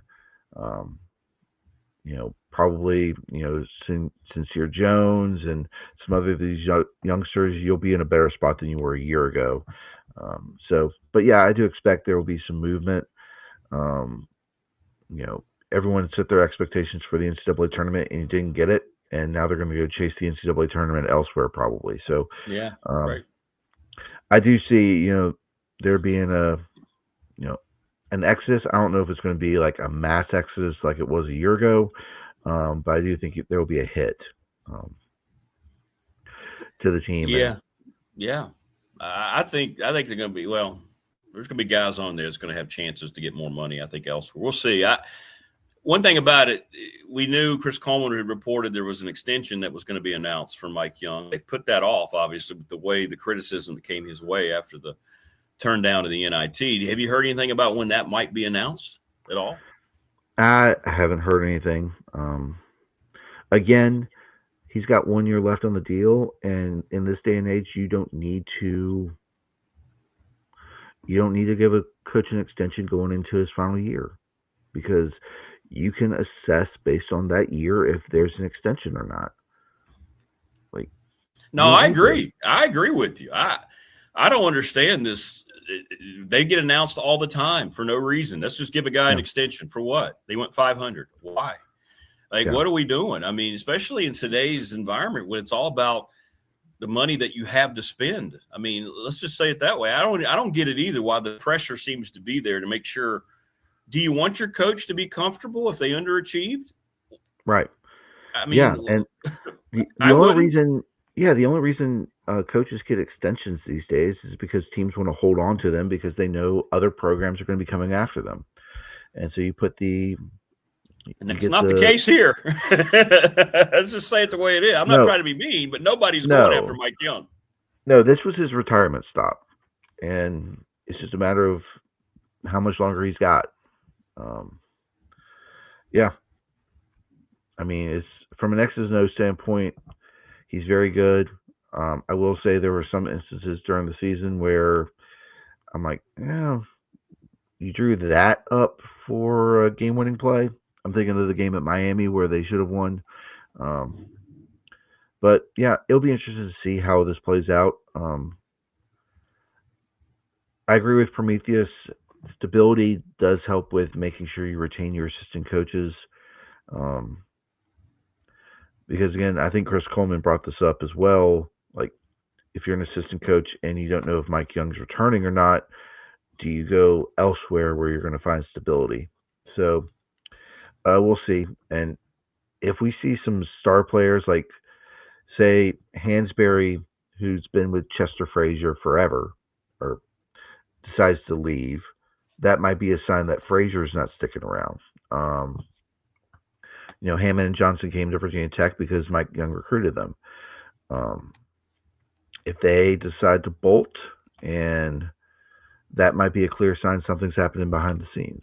So, again, those guys with the transfer portal, that will be interesting to see. It officially opens April 7th. Everyone's just saying right now they're intending to enter the portal. It happened with football over the offseason. Once the season was over, people were like, hey, we're intending to enter the portal. That's going to keep happening until April 7th. So we'll probably see maybe one or two more announcements while players figure out what's going on when it comes to the coaching. So it'll be interesting to see. Hopefully we get a chance to sit down with Whit Babcock here before April 7th. I've requested to sit down. I don't know when it's going to be. It might be before the next BOV meeting. It might be after the following one because athletics will be making a presentation there. Not like the one that he made over the summer last year, but probably just more of an update of where things are. So we'll see and see what Babcock has to say about all of this. Do you believe it? Will he answer your question? Because you're the type of guy that will ask the right questions. So, I mean, you think you'll get an answer for things that you want to know? Yeah. I mean, Whit's been pretty honest with us. Good. I don't think he's going to dance around it because he knows it's a topic that people are going to want to have addressed. I mean, Mark Berman did corner him at the ACC women's basketball tournament down in Duluth, and it was like, hey, is Mike Young back? And he said, yeah, he's coming back. But he didn't mention anything about extension or anything. So that's where there was the difference between that and what Chris Coleman was reporting. So, again, we'll just see how it goes. I agree that's a pretty big topic of conversation with the fan base is what's going to happen there. So I agree. And I know there's some strong feelings one way or the other. So it'll be interesting to see how Virginia Tech addresses this, and especially how Mike Young addresses this. And there should be more money available. I know they got the rev share portion.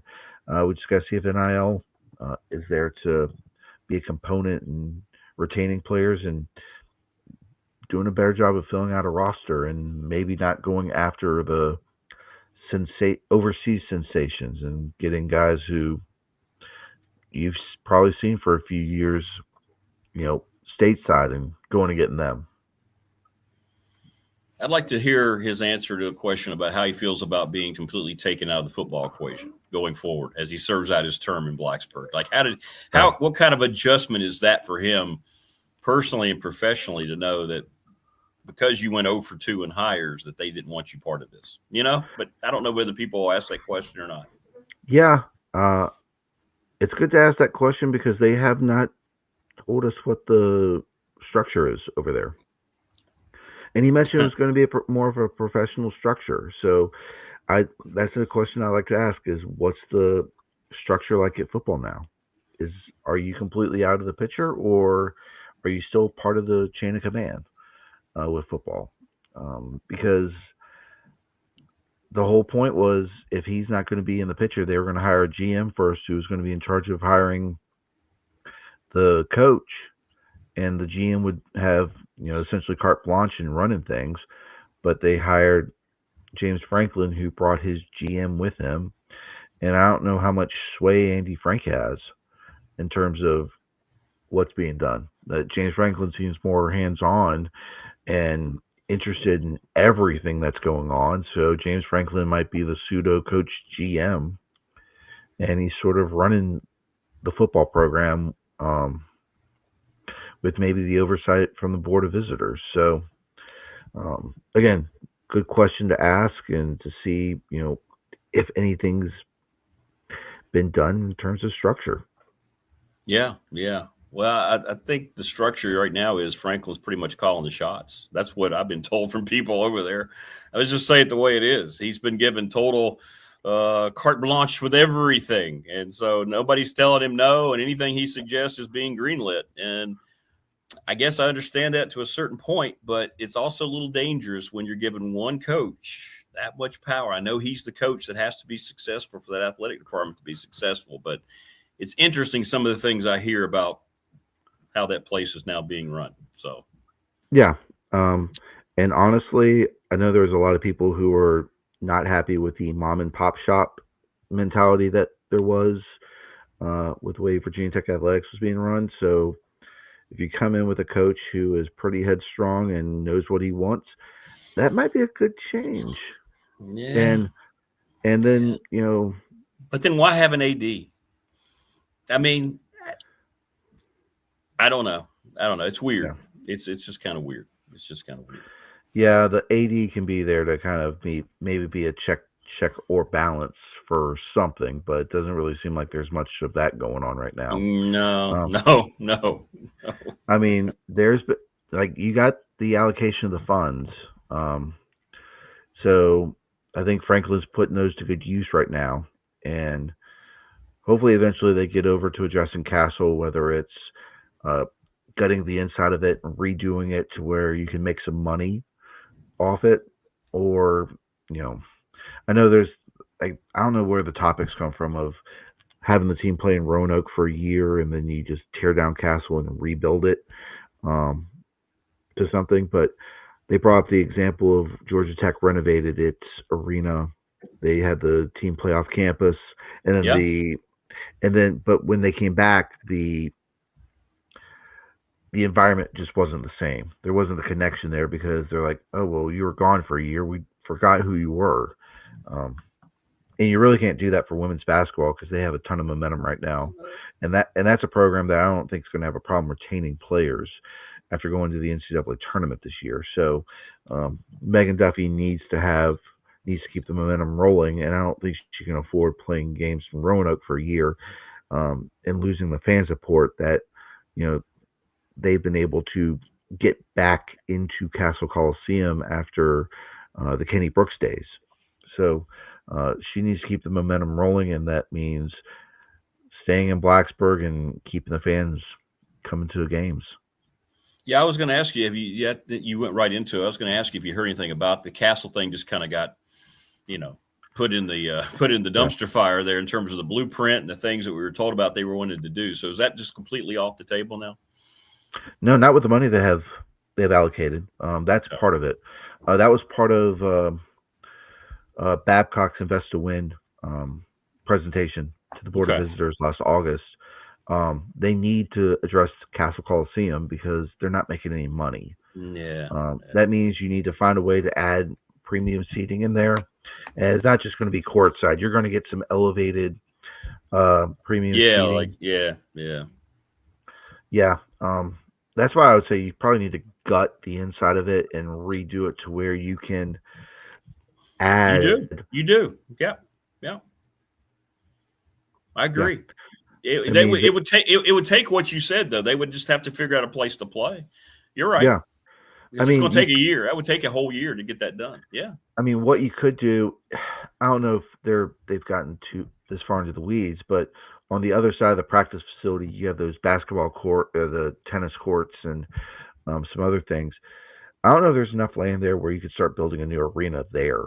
And then, that would take away having the joint space there between Castle and Merriman, where you could have things. But, I wouldn't mind looking at building a new arena on campus while you're keeping Castle open. And then once you're done with that, you find something to do with Castle. That'd be a good that question would be to an find out. option. Or Wonder something what a in my new mind. arena would cost. How much do you think a new arena would cost, though? Woo! I know they got some money. What do you think?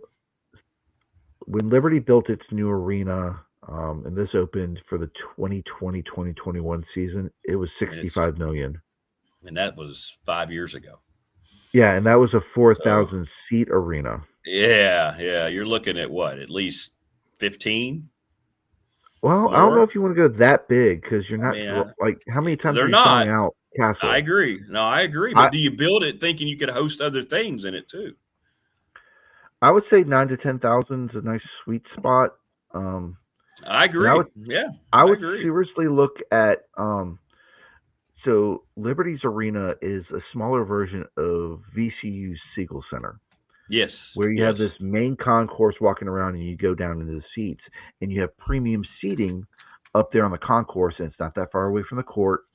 Um, I would look into something like that. Um, They did that on purpose, didn't they? That was intentional. Todd Wetmore, they looked at the Siegel. He told me that. yeah, Yeah, yeah. because you're able to build a premium seating on behind the benches, sort of a suite-like area, and then I would say the way Liberty does its floor seats opposite the benches needs to be looked at because they have them on risers, and now the people in the front row of the actual seats can't see the court. Yeah.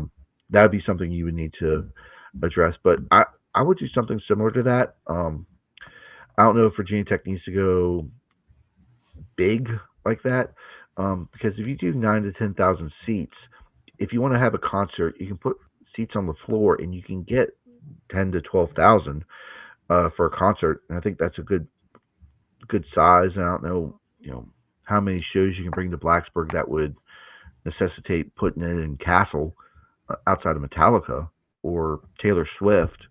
Most of the shows are going to be you could fit into a new arena.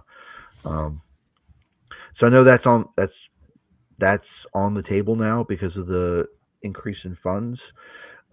So again, right now we're just talking about what could it look like.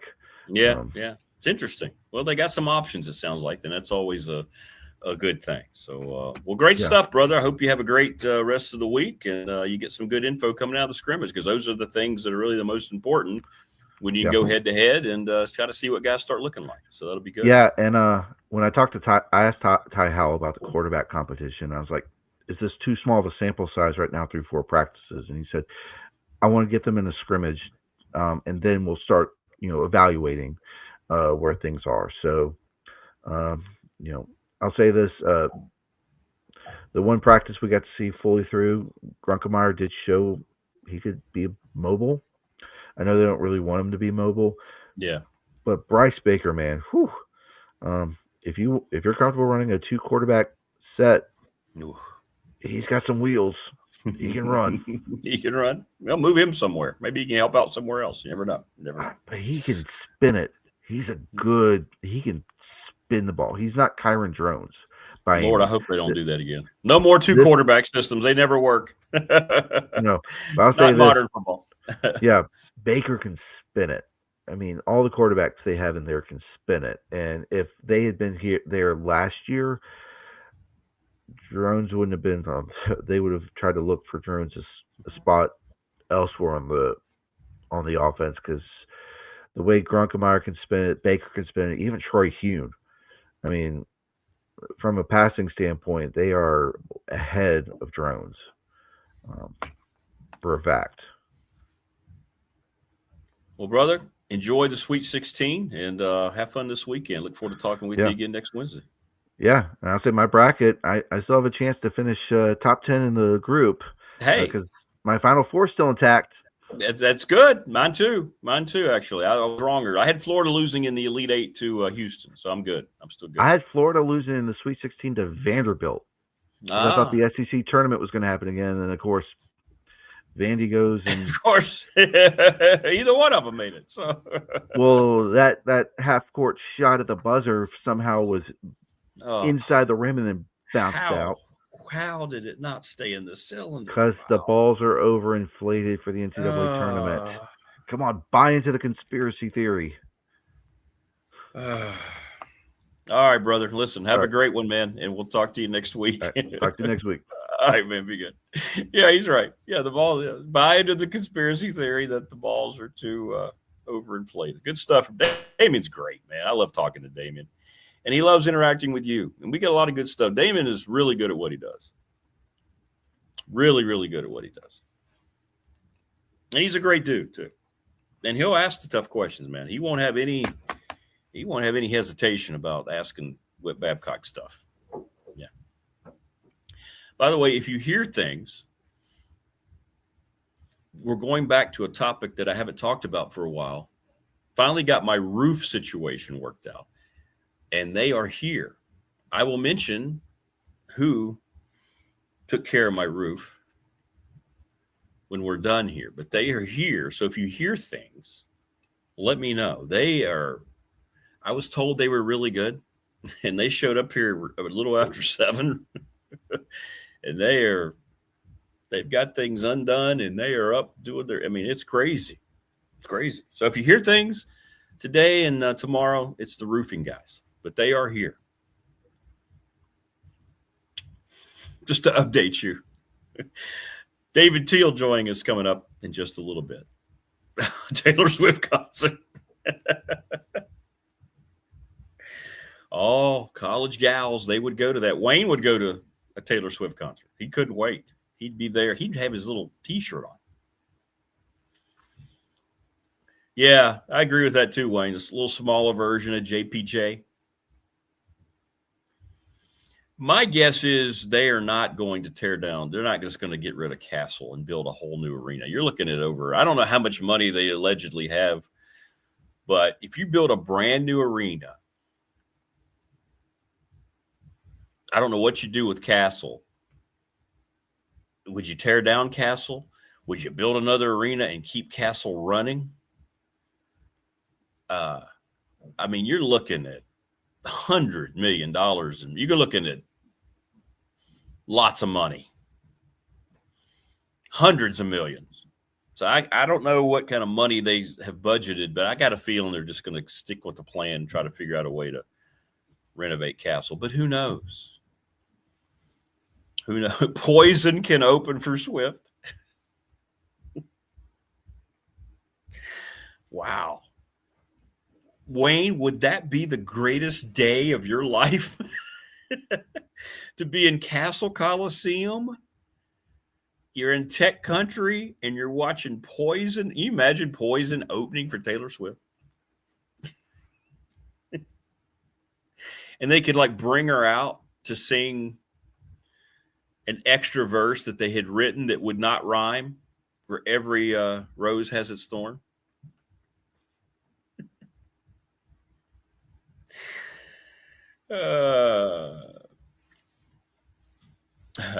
Good stuff. Matt Roan, the director of athletics at James Madison, joins us here in about 20 minutes or so. Joining us now, there he is, the Hall of Famer. He is David Teel, and whether it's the ACC tournament or the NCAA tournament, I do not think about the college basketball postseason and not think of David. What's up, man? How are you? Good morning, Rick. How are you? I'm good, man. How was Philly? That was great. I thought about you all weekend. Those were some good games you got to watch. They were good games. Yeah, Philadelphia puts on a good show. The crowds were great.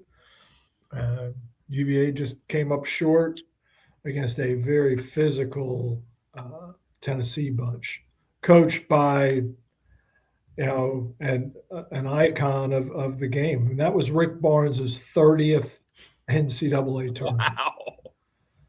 Really? I guess that's right. Wow. Wow. Look across the landscape of the Sweet 16, Rick. Shout out to my fellow senior citizens.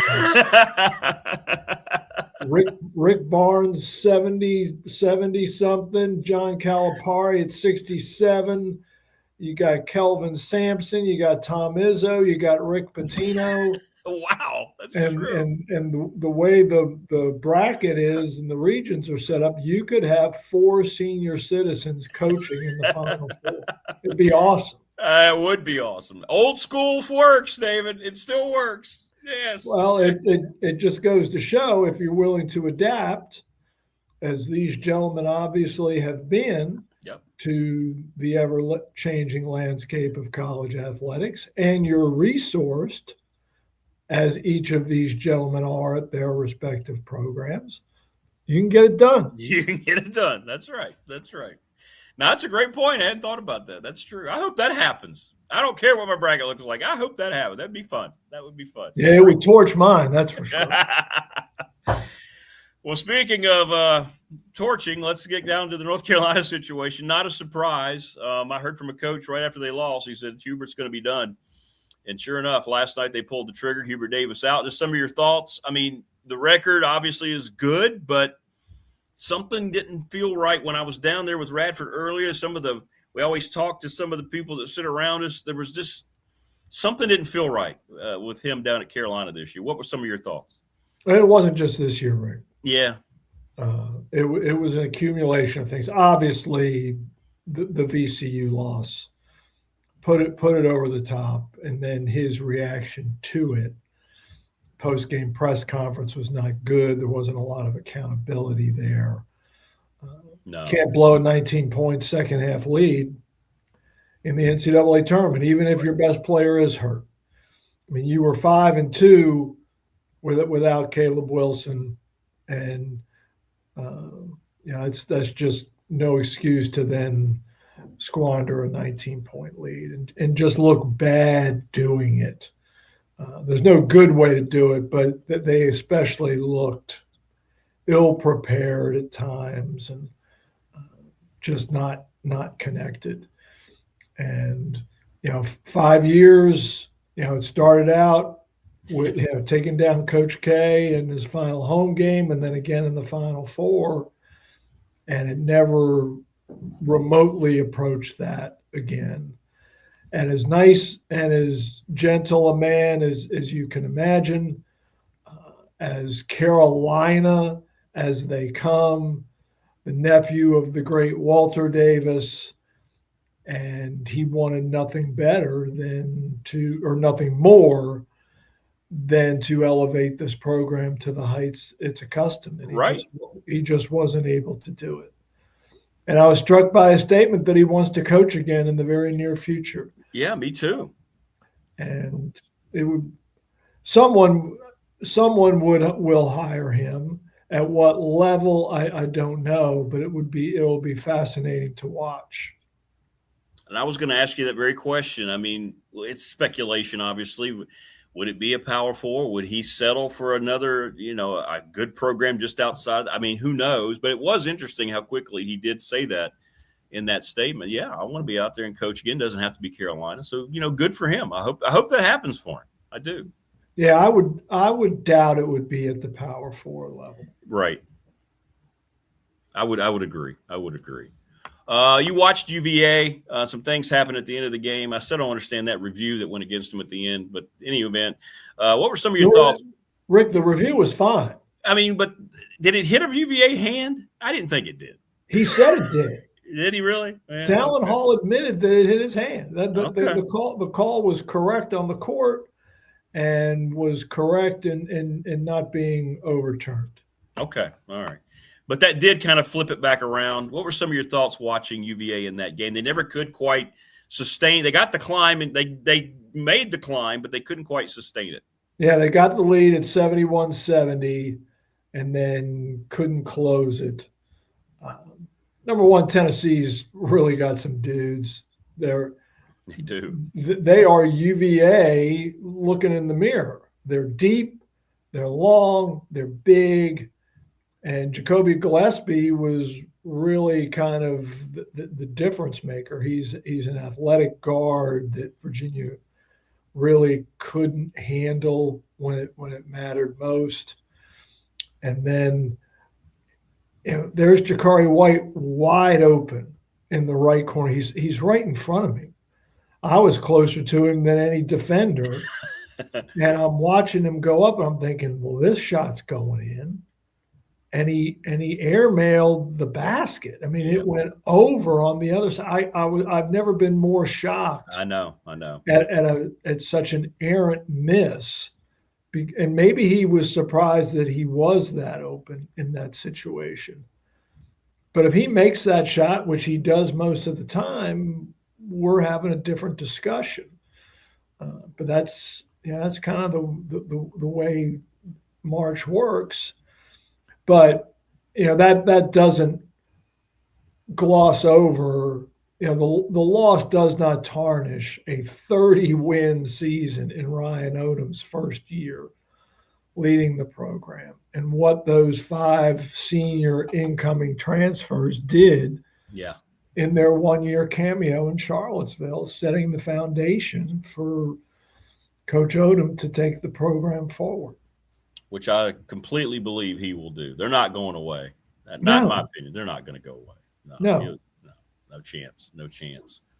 What matchups, you mentioned the coaches, but what specific game matchups excite you going forward you're going to watch here coming up in the Sweet 16? What do you like best? The Duke game, people are already talking about St. John's and Duke just because of Patino. So, well, not just Patino, St. John's Duke, because of, you got Zuby Ejiofor and Cam Boozer. They're going to match up against each other in the front court.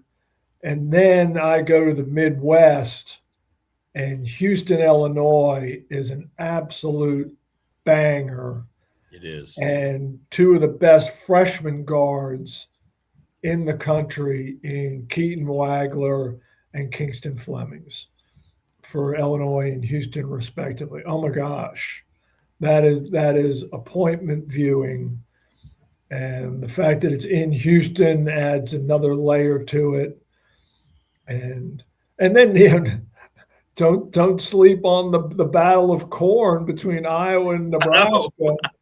In the other game there, that's to think that either Iowa or Nebraska is going to be in the Elite 8 is pretty wild. Iowa having not been to the Sweet 16 since 1999, right? And Ben McCollum takes them there in his first season with still some of his D2 dudes that he brought with him from Northwest Missouri State to Drake and then to Iowa. And then Nebraska, which was the only Power 4 program never to have won an NCAA tournament game until last week when they took out Troy. And then the second round game between Nebraska and Vanderbilt was, oh my gosh, it was breathtaking. And how Tyler Tanner's heave from beyond midcourt didn't go in. I know. I'll never know.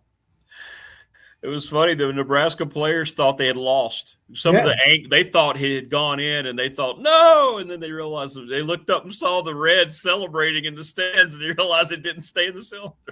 Yep. And I saw a great graphic. They've been trying to get rid of Fred Hoiberg for how many years? Seems like it always came up, right? Now here he has done this. Shows you sometimes patience does pay off, right? With his son as the point guard. Yeah, it's great. It's great. And the young man who made the game-winning layup is a Lincoln native. It would be like Chance Mallory making the game-winning shot for UVA in the NCAA tournament. Right. That would be the equivalent, and just such a cool moment for that fan base, and looking forward to that game as well. Derek's asking, hey, Rick, please ask David who he thinks the next number 1 might be to be eliminated of the 3 that remain. Michigan, Duke, and, of course, Arizona. What do you think? I think all 3 are going to make the Final Four. But if you ask me which one is most vulnerable, I would say Duke. Yeah. Number 1, because of the competition. Number 2, because of the health concerns. Yep, 100%. 100%. John Shire has mentioned the possibility of Caleb Foster returning this weekend. Wow. That would be great. Don't know what kind of game shape he would be in. Pat Gamba came back last weekend, played 13 minutes. You got to believe he's going to play even more against St. John's because of the Red Storm's rugged front court. But yeah, and plus, St. John's is playing well. Just coming off a Big East tournament championship, cuffed UConn around in the title game there, and then looked good. Coughed it up a little bit late against Kansas, but was essentially in control of that second round game. I think that was in Portland. I get my venues mixed up. Yeah. But the DC regional, you just look at Hurley, Izzo, UConn, Michigan State, Patino, Duke, Shire, St. John's. And the fact that it's in D.C., my gosh, the ticket prices are going to be absurd. And they'll get it too. People. Oh gosh, yeah.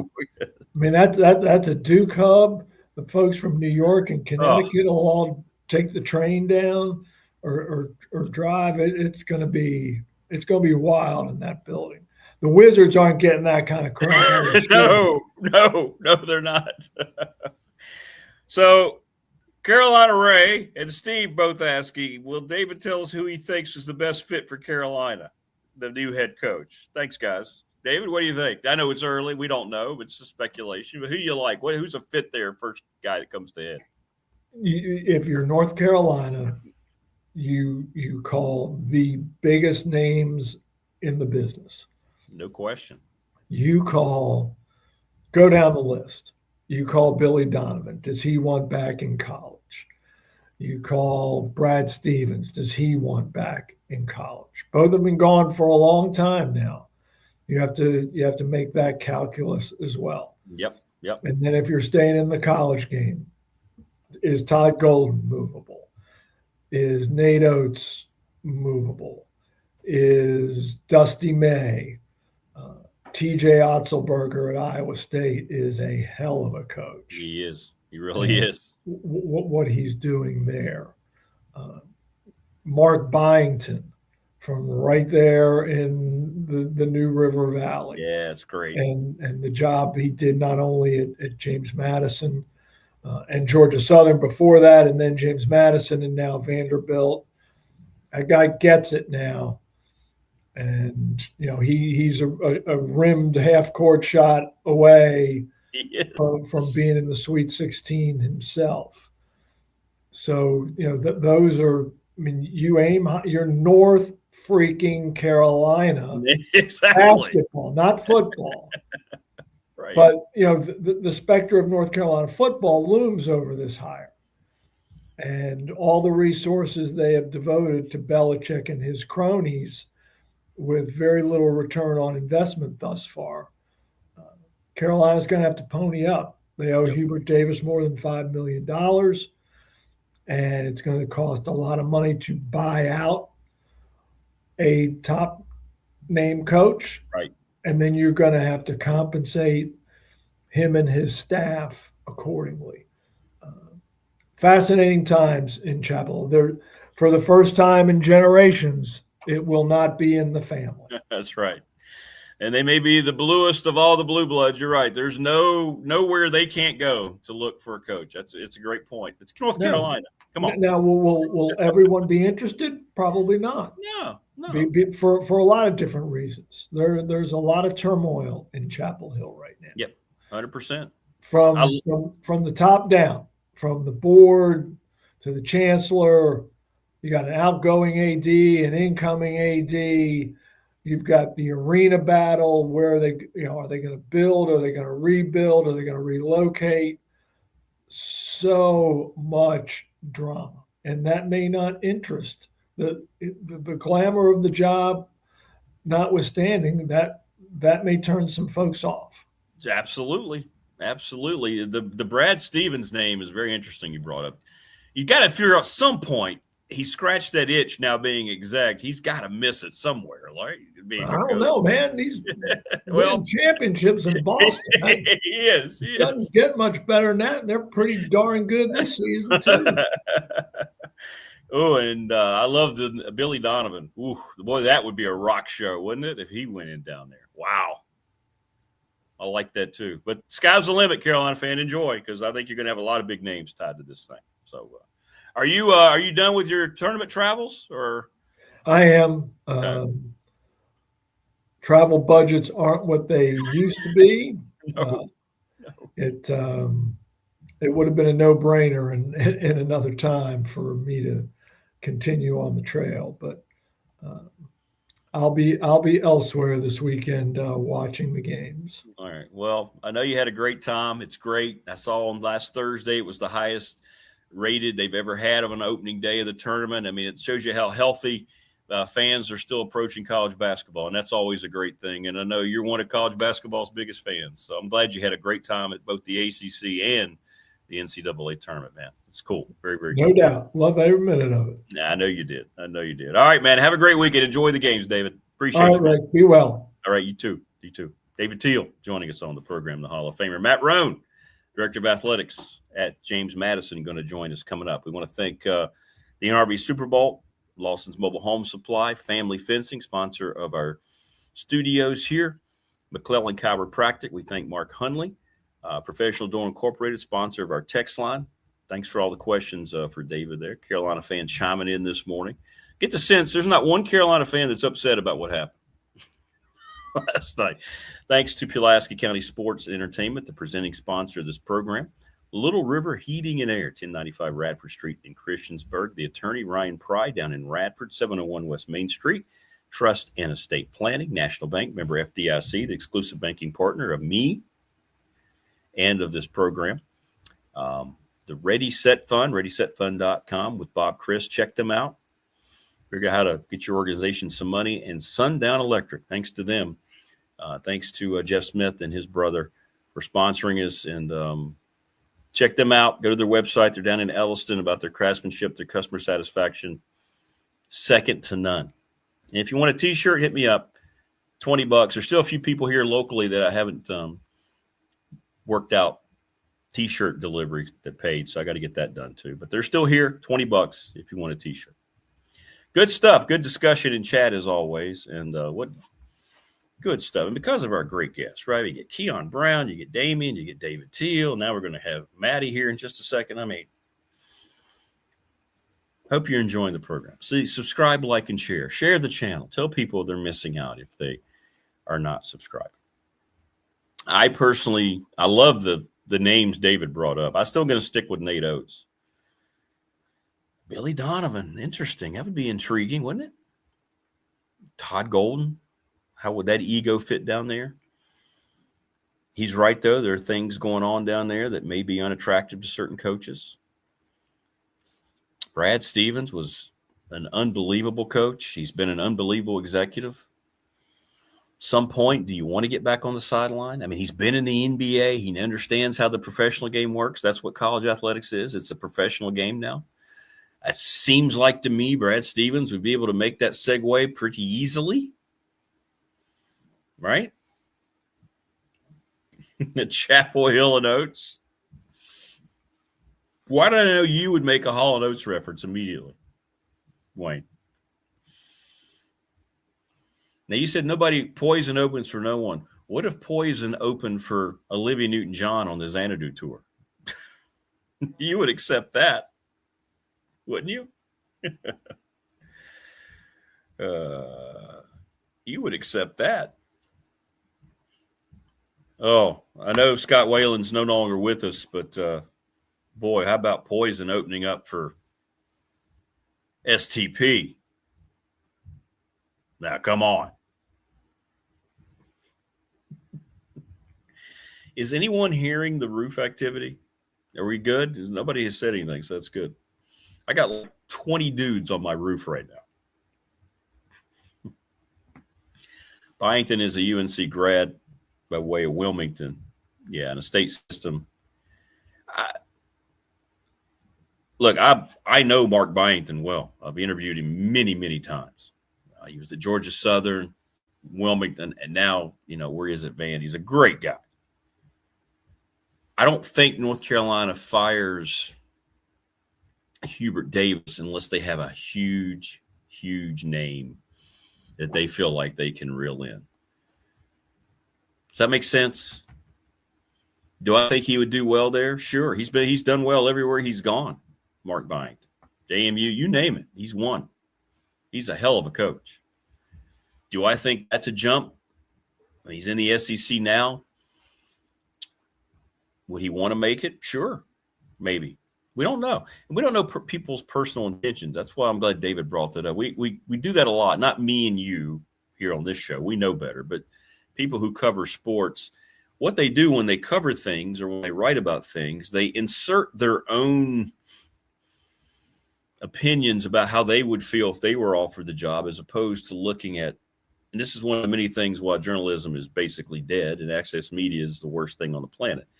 Nobody takes the time to get things correct or to look at things from all sides. It's all about agenda. And I think a lot of times people think, well, how could he turn down that job? Well, maybe he likes where he is.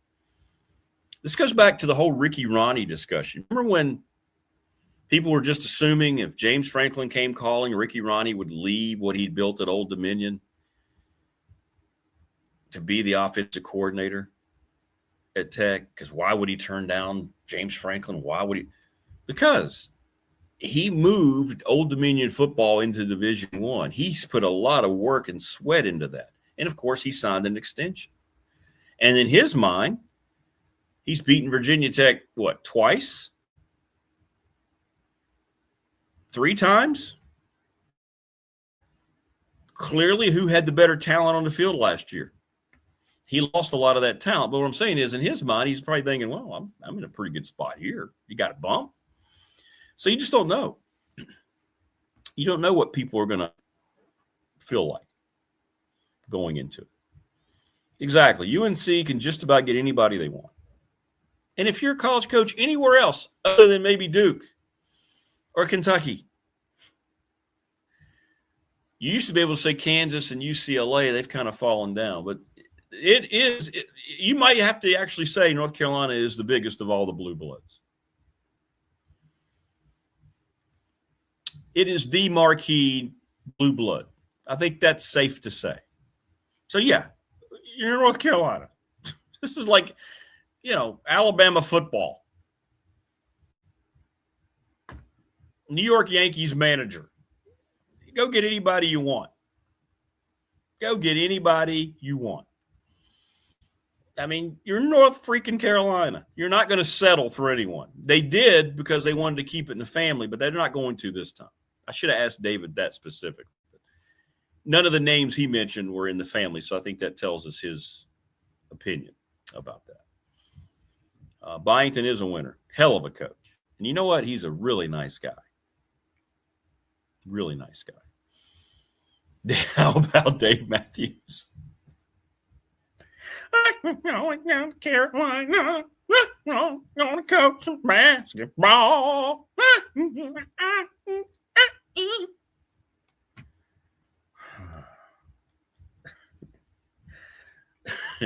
That's Dave Matthews at his North Carolina introductory presser. God. How could someone so untalented make so much money? The attorney Ryan Pry. Kansas will be open too. Yeah, might be right. Bill Self, that could happen. He might decide to go ahead and pack it up. Did you see him kick the scorer's table when they lost that game at the end? I don't blame him. Yeah, I don't blame him.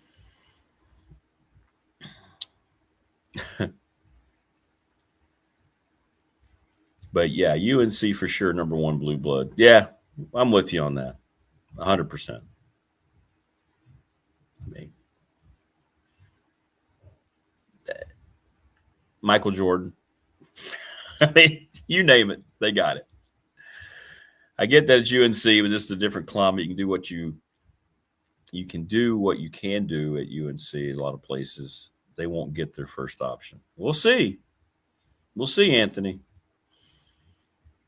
The things that David Teel just talked about make you think a little bit, though, right? Because anybody who comes in there is going to consider all those things that he mentioned. David Teel is a very, very wise man, as is this gentleman. He is the director of athletics for the James Madison Dukes. His name is Matt Roan. What's up, Matty? Good to see you, brother. Good to see you, man. How you been? Doing good. How about you? Everybody good? Everybody's good. Yeah, we wrapped up basketball this past weekend, and yeah, with full speed into spring now, and hard to believe we're come close to in another year. Yeah, I know. Well, congrats. The women, I think, showed very well. They got down against Kentucky. Yeah. They really battled in that second half, man. They played very hard. That's a good basketball team. Very good. Really good team. Two good teams, right? And just kind of got overwhelmed in the very beginning. we weren't hitting shots. They were, we weren't forcing turnovers. They were, and you kind of look up and all of a sudden you're down by a lot. But what I was incredibly proud of is how we fought back, resilient, and ended up making it very respectable at the end of the game. But yeah, Kentucky's a great team. Obviously went ahead and 2 days later beat WVU to win that sub-regional, and they could make some noise in a regional. Man, you've had a pretty good year, haven't you? we've had a pretty good run, and obviously you kind of try to compartmentalize, and I told our staff this just the other day that we had a good fall, obviously with a volleyball regular season championship. The CFP was a pretty big deal. Yeah. And then to have what we've had with women's basketball. So it's important for us to finish strong this spring. And hopefully we'll look back and have had a pretty good year. Well, and I know you loving football as much as you do. Coach Napier, spring ball is here, man. How's everything unfolding? I know you talk with him daily. The excitement around that program coming off the season you had, and now with this new staff, how is that meshing? It's similar here in Blacksburg. It's similar at other places. How are things going with the transition? Yeah, time will tell, but it certainly feels like we haven't missed a beat. He came in, I've said a million times, right? The advantage that we had was, and I think Bob even had, right? The runway that he had to get ready for UCLA was made better because Billy was here for 2 or 3 weeks during that CFP transition and can tell him about his experience at Florida, right? And what he should expect. And then obviously having 2 or 3 weeks together, Billy was able to come in and piece by piece, he's building out his staff. Obviously we wanted them to be at practice. So they were evaluating our previous roster. Bob was asking him, or Bob was telling him, like, hey, here's how we prioritize what we look for in recruiting. And this is really kind of what works at JMU. And so by January 2nd, when that portal window opened, there was a lot of institutional knowledge, right? Of program knowledge of kind of what makes this thing tick and how the standard remains the same. And so I think we recruited at a very high level. A lot of new, but we're able to retain people who, again, care about this place, understand the expectations. And so you have a great staff that he was able to build. I think a great roster that he's put together. We've had the off season that we've had where I think people are getting after it. They're getting faster, bigger, stronger. And then, we'll start spring ball next week and go for several weeks. And then it'll culminate with a spring game on the 25th of April. And, we're going to blink and we're going to be there. And then I know. you're a summer workout away from, kicking the ball off in the stadium next fall. And we've got a good schedule ahead of us. We've got to catch a break, got to stay healthy, but we have those championship expectations because, again, our fan base, our resources dictate that we have just that. So we're excited about it. Yeah, I'm glad you mentioned that because I can only imagine the brand recognition. I bet you Coach Napier had guys he was hearing from before he even got out there on the trail. Like, wow, we want to be at JMU. What's going on there? I mean, what that brand means now is not the same thing as 3 to 5 years ago. Now, I mean, JMU is a destination for many, many recruits. He, one of the things that we do, Rick, and we recruit Division III players, right? We recruit D2 players, we recruit FCS players, we recruit G5 players, and I'll kind of compartmentalize all of those guys, and then I'll you do get some P4 guys or A4 guys that kick back and maybe haven't played as much as they want in the ACC or the SEC or the Big 10 or Big 12, and they want an opportunity. And I think we've positioned ourselves well where we're going to be in the mix for all of those guys, right? If they want to play in the group of 6, it's the best of the best from the Sun Belt and the American and the Mountain West and the MAC and now the Pac-12, that Conference USA, that we've put ourselves in that elite piece of company. But when I talk about the other guys, one of the things that we talk about is we want a bunch of guys that have gratitude for being at JMU, right? That they think JMU is doing them a favor as opposed to them doing JMU a favor being here. So we've really, really embraced that. But I think with all of those groups, Billy did a podcast on Sunday night, and I've heard him say this previously, that as he was talking to members of Kurt Cignetti's staff, as he talked to members of Bob's staff, I think going all the way back to Mike Houston, really the number one resource that we have is, he says, game day, right? And what he means by that is, when G5 players come into the stadium, whether they're playing us in the league or playing us in a non-conference, and they see what it's like with a sellout crowd and streamers flying everywhere, and it's loud, and at times it's cold, they want to be a part of that, right? So when they go in the portal, if they're not chasing something that's maybe false, I think we are the best bet for a lot of those places. And our brand is stronger probably than it's ever been. When you come here, you have a chance to compete for championships, and we've proven now you have a chance to compete for that 12-team field. That's exactly right. What all, I was just curious, thinking about, Billy and the things he experienced at Florida, and, Todd Grantham, who, of course, another legacy for our mighty Cougars, and he's still doing it now at UAB, talked about Florida as being such a unique environment. And I can only imagine what Billy Neighbor walked into, where he was coming from, into that place. It had to prepare him for anything that he was going to do next. Because that's the expectation there, and that place was lit from the time that you decided to sign your name on the contract, right? Yeah, he, I will tell you, and it's the thing that I've appreciated the most. I told this story. I'll come back to a story that I told somebody the other day, but I went and saw him in Gainesville, and you're there, and he doesn't spend a lot of time talking about Florida. I think he is proud of a lot that they accomplished. I think he recognizes that they didn't win enough to be able to, as he says, not have his team taken away from him. I recognize the uniqueness of not only coming into Florida, not only coming in and playing a schedule that they had to play the last several years, but you're also doing that while you're heavily involved in raising money for NIL there.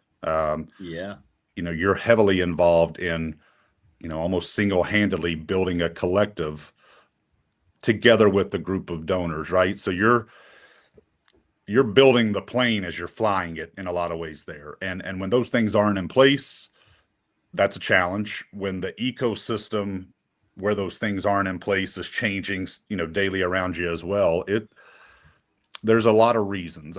He'll say, well, those just sound like excuses, but I'll say there's a lot of reasons that I don't think that he had the success that he wanted to have there and was capable of having there. But, it's not lost on us what he was able to do at Louisiana during 4 years, right? The success that they had over 4 years mimics the success that we've had over the past 4 years here. And so I believe, I'm incredibly confident that, we can capture that again. But going back to the story that I told somebody, look, it's easy, and I think it tells you a lot about a person.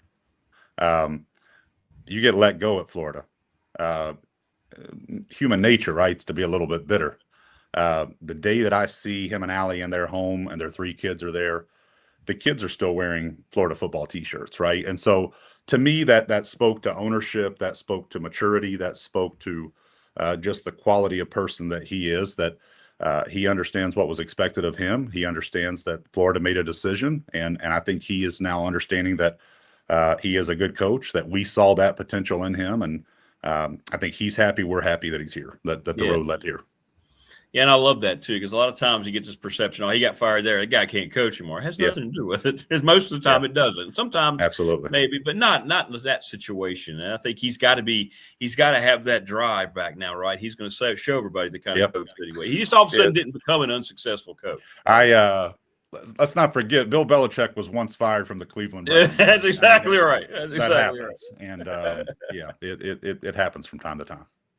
All right, a couple that are claiming they're JMU grads. Mike and Stevie says, can you ask Matt, first of all, congratulations on everything, Matt, and basically asking the same question about how's JMU doing in the world of pay for play? How's that coming in the money? How is a program like JMU able to keep it going, to keep having success? Thanks, guys. Appreciate the question. It is a good question. You're always kind of allocating resources to priorities. And I would say there's probably no more important thing, historically, investing in our facilities, investing in our programs, right? What our programs had to operate with was incredibly important.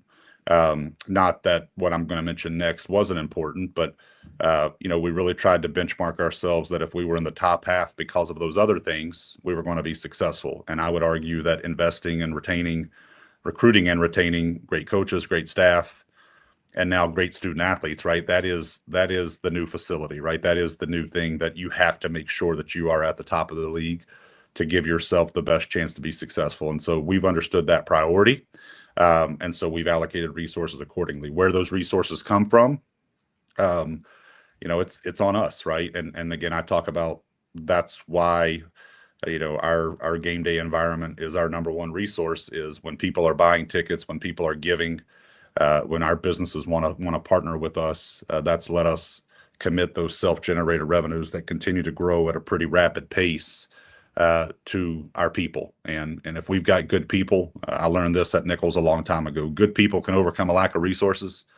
You can give bad coaches and bad staff, and I think bad players, all the money in the world, but if they're not any good, they're not going to be successful. And so it's on us to identify good players, good coaches, but it's also on us now to do our level best to give them what they need, not so much to feel appreciated, but to put yourself at the top of the league so that they do want to stay here. Right.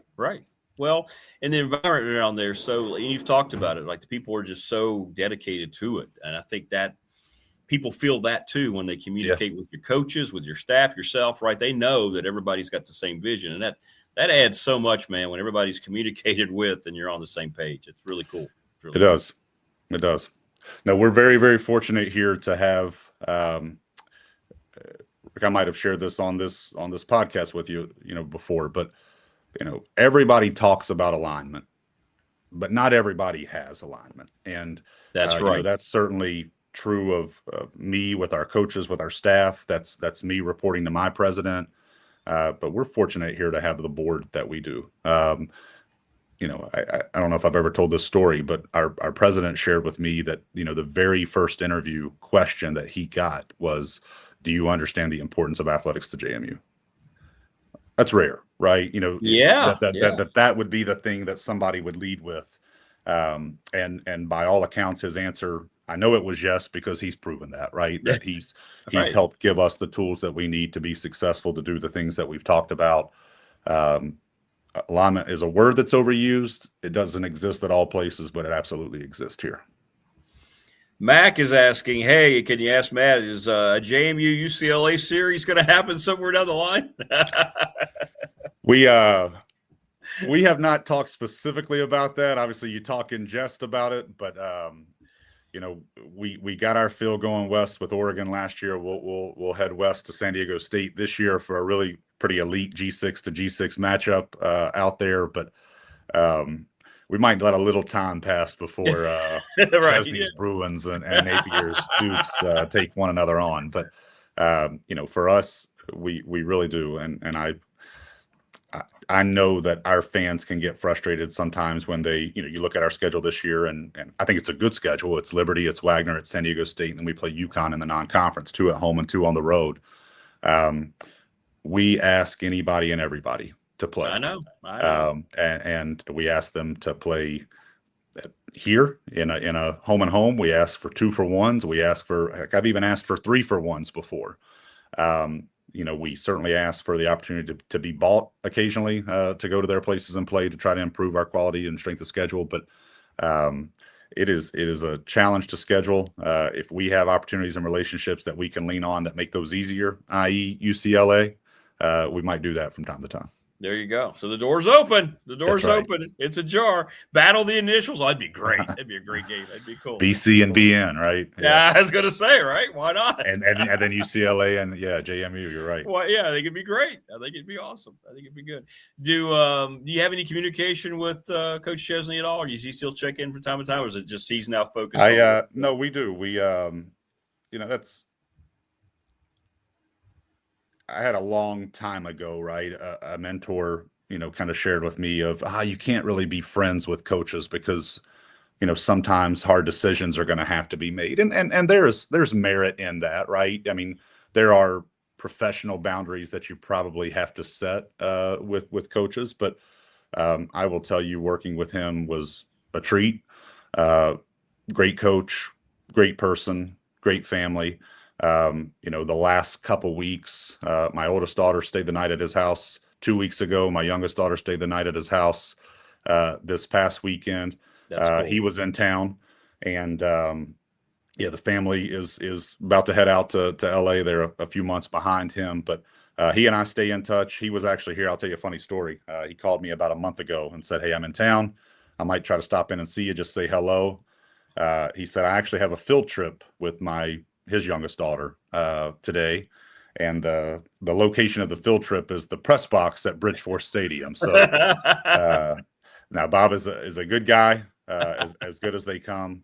We'll be friends for life. And I've said a million times, right? If anybody can have success at UCLA, it is certainly him. And so I'm pulling for him. No, I love that. I love that. Were you able to help him, give him directions to the press box? Did you know where the stadium was? He had to take a different way to get there. He couldn't go for the football offices anymore, but I think he figured it out. No, that's really cool. That's really cool. Well, good stuff, man. It's great always to visit with you. And so now you segue into the rest of spring, and things don't necessarily calm down for a few more months, but coming out of football and everything, there's going to be a fervor there, man. And what kind of a spring game crowd and things like that? Does Coach Napier have a spring game lined up? We do. Okay. April 25th. It's a big weekend for us on campus, right? We've got board meetings. We've got a lot of different alumni, events happening on campus. Spring on a college campus, there's not much better, right? A lot of life among your students. People are coming back. Their prospective students are taking college tours. So there's a lot going on. So, this will now be my third, it's hard to believe, spring game that I've been associated with. The one right after I was hired last year, and last year was a little bit cooler than the year before, but obviously this year. And I think being in his first year, a lot, like I said, a lot of new on that roster, the first chance to see a lot of these players play. As you might imagine, I don't think we will stream this game, right? We don't let anybody that's not at the stadium, we don't want them to see the game and give up those advantages there. But we do expect a lot of people to come out and to get their first look at the 2026 version of this football program. And it'll be a good weekend on campus, but a lot of work. And he'll tell you this, right? A lot of work between now and April the 25th to really take that team and to mold it. And the off season, like I said, has been great. But now we have 4 or 5 weeks to really get into football and find out how physical of a team we are, how tough of a team we are, how talented we are. We have the talent, right? But talent has to execute, and talent has to be developed. And this is a great opportunity for us to do just that. Well, absolutely. Well, give Coach our best. Keep him healthy. Make work done. I'm not going to let you off the hook yet, because you made me a promise last month that you had an impersonation. I did, didn't I? To do today. So Coach Hicks, who, by the way, liked the impersonation, so I don't ever feel bad about doing it. The last time I saw him was in the radio station studio, and we recorded a promo, and he always got a kick out of it. But, for a lot of people don't know how he sounded, right? But I go back to when it stood out to me, I was a sophomore. You know what it meant. You did as well. You make travel team as a sophomore. Yeah. I mean, that was a celebration. I was one of 5 players. And I remember Coach Flincham came up to me. "Hey, Pat Watson." He always called me Pat Watson after the famous offensive line coach. Come in, coach's office after practice. I thought they were going to cut me. So I just remember the first day I was out and I was running the scout team. And it may have been, I don't know if it's for Anacostia, one of those teams we always beat the hell out of up in D.C. But I'm standing in the back of the huddle, and he's standing there. He would draw out what you're supposed to do. Here's what we want you to do to give these guys a look, because you're just a dweeb. You're a sophomore. You're not going to play. But what we need. You made the team. And I just remember looking back, and he was like, he could see the look on my face because he's going through, this is what we're going to do right here. All right. Now, what we need to do, you're the X. And he didn't know my name. I was number 56 here. You're the X. And we need you to run a banana. And he's drawing it. And I don't know what the hell he's talking about. I'm like, I'm a defensive player. What? And I think he saw the look on my face. He goes, "You don't know what I mean, do you, with running a banana? Well, come over here and let me show you." Right. And so then he gets me down and he's showing how I'm supposed to cut inside the guy and all that. But that's just a little brief version of the coach. That was good. What do you think? That was good. It was good. It was good. The context and the voice itself, they were spot on. I think a lot, right? And, how lucky we were to play for a guy like that, right? And that entire, for me in 99, 2000, 2001, right? To have the opportunity to have not only Coach Hicks, but a really good high school football coaching staff that they worked their butts off to make us a good team. And I think it's even more broad than that. I never for a second, right? It's the reason that I love to jump on with you is I'm proud of where I came from. I'm proud of being from there and being associated with him and that program, and just really, really special to me. And we were lucky. No, we were very lucky. And, some of the best moments I had was the times I got to see him after that. As you're growing up, you're going through, and made the mistake once of being in his running group, because I was running at that time, boy. I thought I was in good shape. You can't run with Coach Hicks in his running group. If you do, you're in trouble. No. And he's running 20 miles a day. I'm dropping out after like the second mile. He's got this pace going. I'm like, but he was like, he came back to Devon. He always ran around Devon Center. And he came back and he went, "Rick, we lost you. Where did you go?" And he was laughing. I said, "Coach, come on. You know where I went. I went back to Devon."